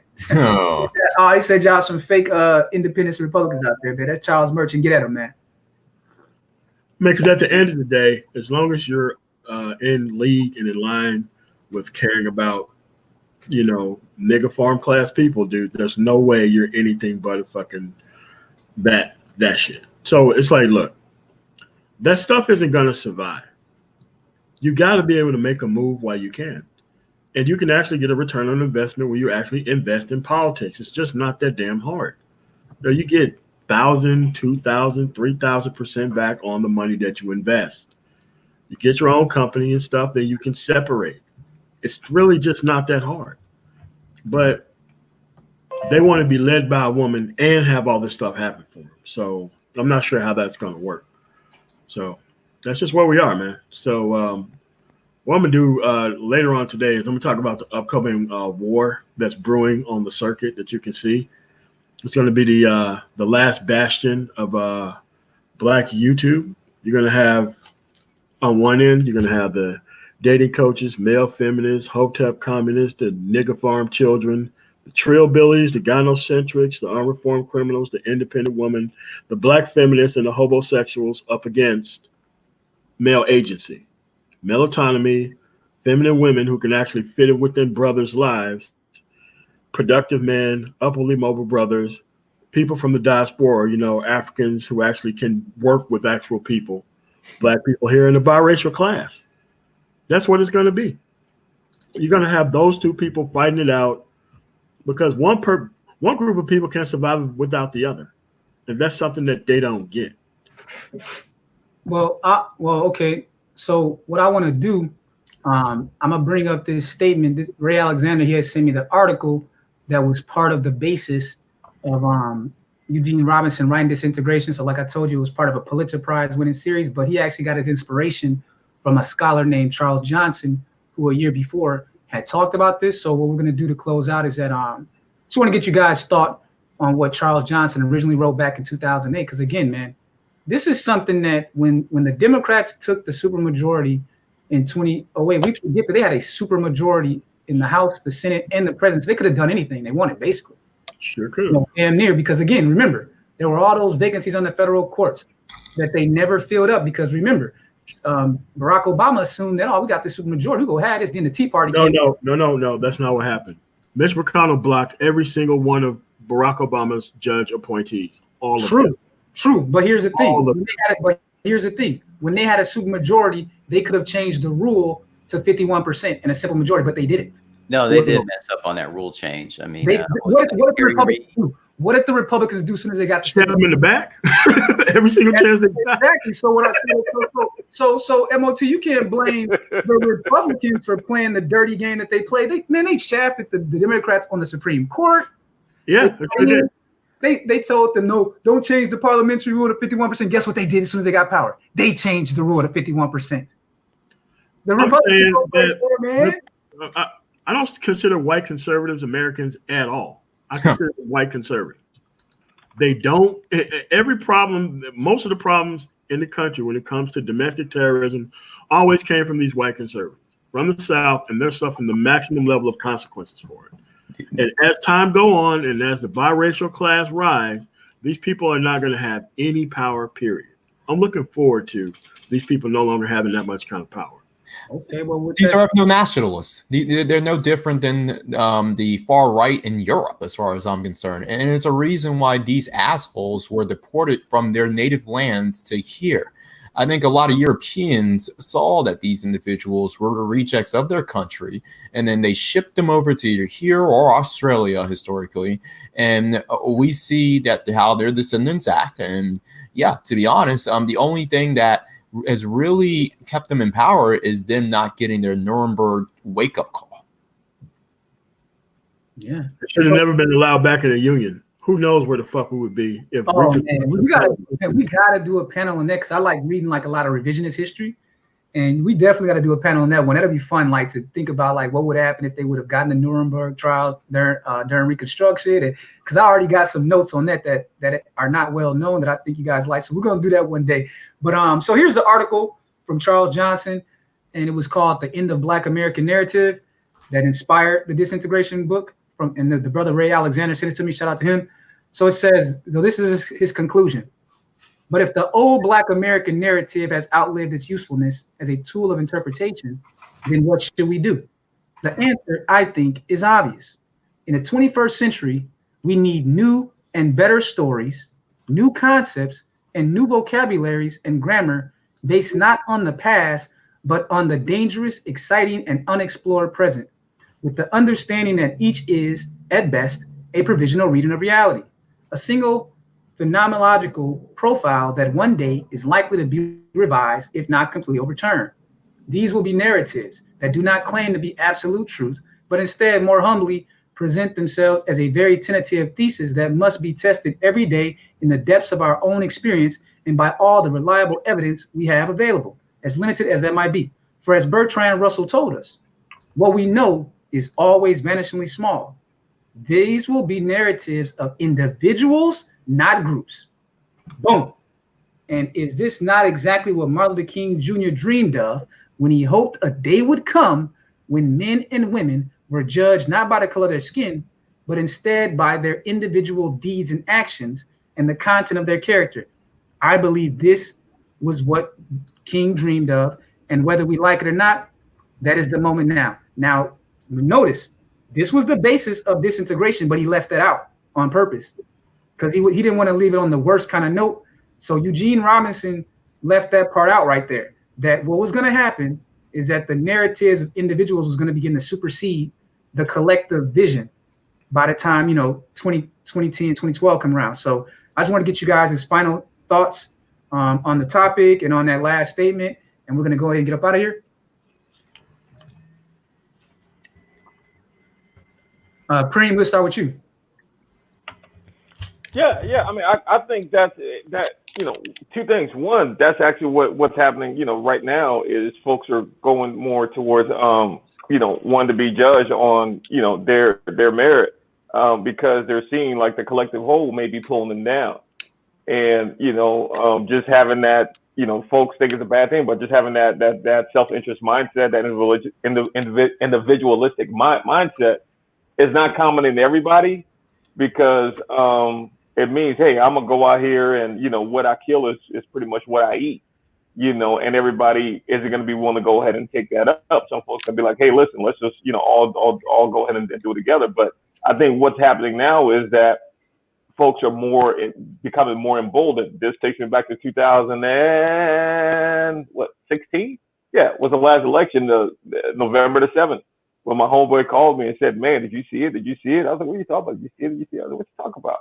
And he texted me and he was like, Trump won. I didn't vote in that election. I didn't care. I was on some other different shit and I wasn't even paying attention to it. But the first thing that I told him was that there's going to be a civil war in Black America. And I knew there was going to be a civil war in Black America because he was elected president. And the civil war is pretty much the civil war that's going on now, the civil war of ideas, of ideology. Because I knew the type of energy that Trump would bring. I knew that bombastic, boastful, narcissistic, arrogant type of energy to where it would channel out and it would flow out, and that there were people that were kind of waiting in the wings to just say, you know what, fuck this shit, man. No, I don't agree with y'all. No, I ain't riding with y'all, man. I don't care. I'm gonna go my own way. I knew that was gonna happen. And that's what you see, bubbling up. And it got so fucking, and it got so prevalent that there was actually starting to call heterosexual Black men, what they call us, the white people of Black people now. That's just one of the signs of the time. So it's going to continue to go down that road, and folks are going to separate from the group and want to be based and judged on their merit as they should be, as one. Should be, you know what I'm saying? So, yeah, that's where we are and where we're headed. I would like to add on to what Preem is saying. If you think it's rough now, wait till the election is over. If Trump wins, they're coming for us hard. If Trump loses, they're coming for us hard, regardless. And what you're going to see is more of that narrative of trying to demonize Black men that do not want to stay on the plantation.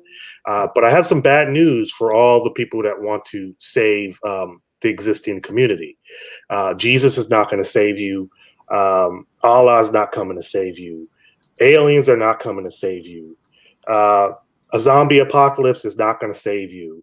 None of that stuff that you're looking for to set everything back to zero, that's not going to happen. You're going to have to work to build yourself up. As if you're sitting around looking for a savior to come save you, you're sadly mistaken, because you've been sitting around for 2,000 years and you're going to continue to sit around. That's all I got.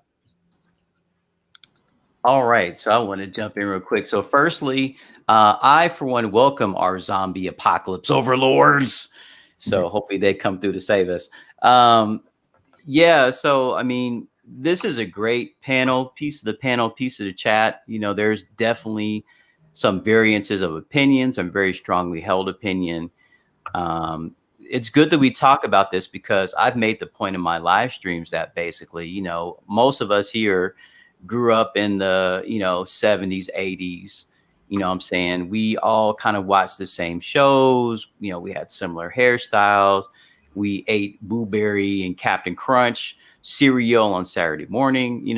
We all had a very similar, same upbringing, even though I'm a light, bright mulatto brother, the pretty boy type. I grew up in a manner very much similar to, maybe a very dark-skinned person down south, for example. Don't sit on the couch. You better not sit on that plastic, all that kind of stuff. So this is the end. From here on out, we're all going to be blown to the four winds. You've got brothers that are putting their passports in the sky and they're going overseas. You got brothers here that are doing something different in terms of their Stargate selection here. You got brothers that are going MGTOW and just doing their own thing. So, this whole monolithic community is basically gone. So I think that the challenge is going to be, and I keep extending this olive branch, and I haven't gotten much in the way of a response yet, but I keep extending it. So if we're going to have some form of group based on common history, common ancestry, common lineage, these things of that nature, it has to be more of a creed and ideology versus strict test of who is quote unquote black. Do you have to be darker than Wesley Snipes? Do you have to be a light, bright, whatever? Because, obviously the gene pool is getting diversified. Some people would say diluted. It's not going to stop. Because I wanted to pause you real quick before you went. Yeah. You just hit on something that I wasn't able to get to. What you just said. You said that the basis of the relationship needs to be based on something besides basically what Charles Johnson and Eugene Robinson said, victimization. And that's what Obama, Charles Johnson, and Eugene Robinson was trying to convey. And of course, Obama and Eugene Robinson tried to play it politically correct, whereas Charles Johnson was just straight up with it. But he was saying that if you use victimization as your basis for the relationship going forward, that Black America would be done as far as splinters. So I just want to get Mike back because you hit on that. Yeah, I mean, the fact is, as we talk here on YouTube, there are brothers out there. I call them the hidden brothers. There is a crap ton of brothers out here kicking it with Melissa, with Mayuko, with Princess Peach, and they're raising their kids and they're putting 3 or 4 in the oven. I mean, we are not going to stop what's happening. These trends are happening. You're going to have a lot of brothers who are going to have multi-ethnic children. So then the question becomes, are you going to circle the wagons and say you have to be super blackety black, i.e. very dark skin, West African features, the whole 9? Or are you going to offer an olive branch and say, you know what, let's come together based on lineage? And, who knows, right? A lot of brothers be getting them with the mixed girls, quiet as kept. They talk all this stuff, and yet they go out there and get them a mixed woman or whatever. So there will be gene flow in both directions. I think people tend to forget that. So, in the future, I think it's going to be a question of, can there be a commonly agreed upon goal, ideology, and creed that is going to put us as ebony men and our black men and our descendants in a position of maximum safety advantage. If there's no discussion about that, and if the response is automatically, you ain't black because of this, then you will see this fragmentation continue. And I'm done.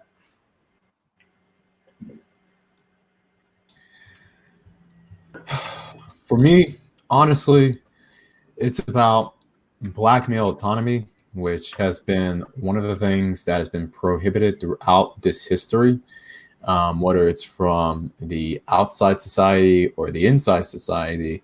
That is something that has been a fear for a lot of individuals. And now, I mean, I knew why. I've always known why, even as a kid. But now it's just becoming more and more blatant as time goes on. And I do see how a lot of people have it in their best interest in order for black male, especially thinking black men, and to stay in their place, give or take. Because if we were to practice black male autonomy as a collective and a mass wave, then that would mean a lot of individuals, not just the dominant society or certain females. A lot of people would they'd be holding the bag. That they would be holding the past due bag, and a lot of it is just about not being accountable, not being the underclass, and just avoiding that stack. So a lot of individuals are rushing to make sure that black men are being scapegoated in any sort of way possible. And that is done by three ways I like to say, or three ways I like to point out: in discrediting, demonizing, and destroying. And all that has been implemented in order and towards the black men, particularly, as I said, thinking black men throughout history. And it still happens to this very day, even in this very day, by other blacks or redneck blacks. And they have been, to their credit, very effective in accomplishing that overall objective, whether they know it or not, which sort of shocks me on why we receive so much kickback from that, the black redneck class. It's like, really? And no other class does this, not even the white redneck class. They usually stay out of the way of mainstream white America, if anything. But we constantly see the pushback and the pullback and the bag back and the shame back, mainly because a lot of people have it in their best interest for us to stay segregated, to stay in that ADOS struggle underclass. Hence the reason why you see a lot of people now are pushing this re-segregation agenda and black men need to stick together agenda. When people say black men need to stick together, I'm very cautious about that, because it's never in the context of thinking black men helping each other out. It's, you got to help black men or black people is collected out just because we's black. And to that, I refuse, because for starters, nobody helped me out when I was black.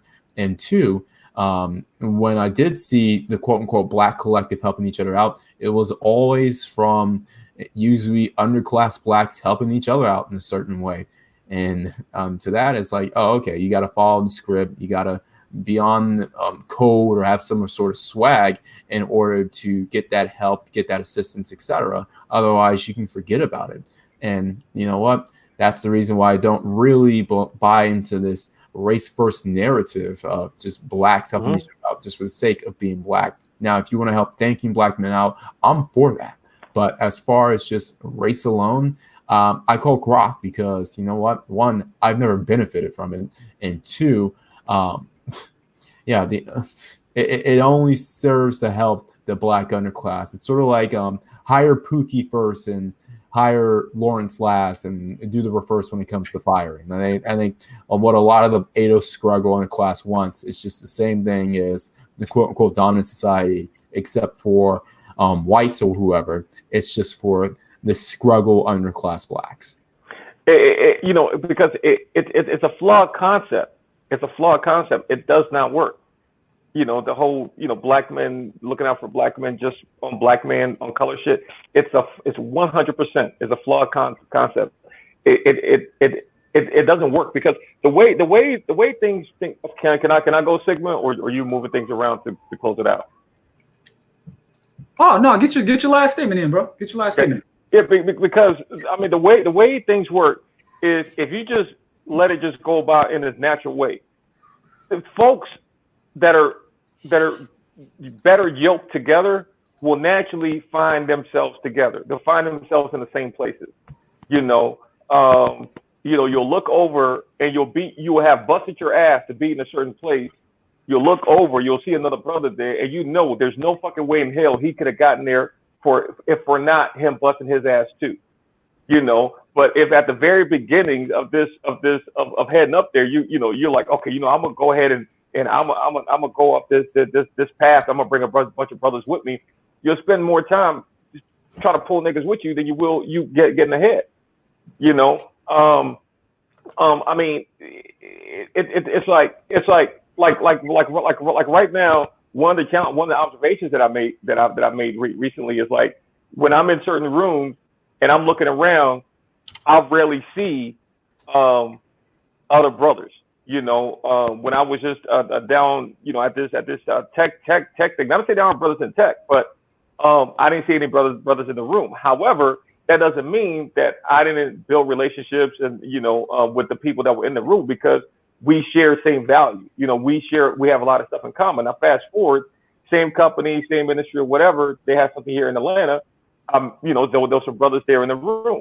We went ahead and got together and we're better yoked, together. So the concept of just brothers just doing it just because we're brothers and we have the same color, everybody's not going to have the same work ethic. There going to be other brothers that are going to push hard and go harder than me.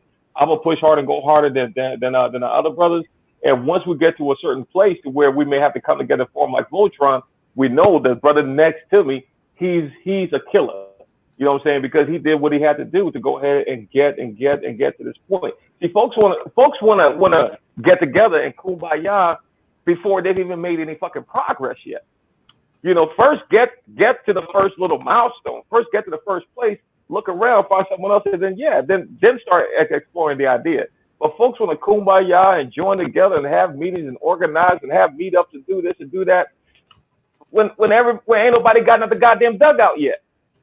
Let the motherfucker get the first base first, and then get together and start plotting and scheming and strategizing. Those are my final words. Thanks for having me on, Sigma. Hey, thanks for coming through, Preem, Xanatos, MOT. Wait, I'm say here. Go ahead, MOT.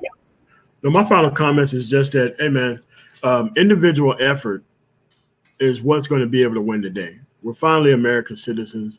We need to be able to embrace meritocracy. We need to have absolute disdain for people who don't want to move forward in life. And it's very okay to separate from them, man, because they separate themselves from the path of moving forward to bring us all down. So now we need to separate from them to bring us all up. So this is what we need to do. We need to just separate, clean out, and just be able to venture forth, do things, travel, and just do business out there, man. Because as things start to go along, those people are not going to be able to survive. And they only want to come together to drown you out with their numbers.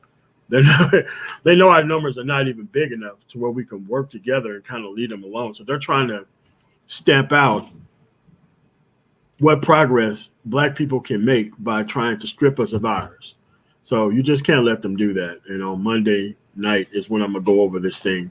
So that way we can be able to see this stuff happening. And as it happens, you can just turn your head. But people need to know how these people are going to come together. Because I see like the dating coach and kind of Hucksterfield kind of uniting with the Hotep communists. And they're going to try to do a run on the Black bank, as it is, of intellectualism. And that's kind of going to be like the thing that's going to be happening from the summer to the winter. It's restarting that kind of gender war battle. But we need to be focused on what we need to be focused on going forward. Thanks so much for having me on, man. Appreciate that. Now, MOT, you said you got a panel coming up later tonight? No, I'm probably going to do it Monday. Oh, okay, cool. So I'll leave you guys all with a quote from Eugene Robinson from Disintegration, published in 2010. This is the 10th year anniversary of that book and the theory he laid out. He actually agrees with MOT in the last chapter where he says, the separation perceived by so many Black Americans from each other across the 4 Black Americas is both economic and cultural. And with that, peace to the panel. I really appreciate you all coming through. Xanatos, Kiri, MBD, MOT, and Preem. And shout out to the viewers and the great chat. And I just appreciate y'all's support, man. And, until next time, I'm out. Peace. Later. Later, fellas.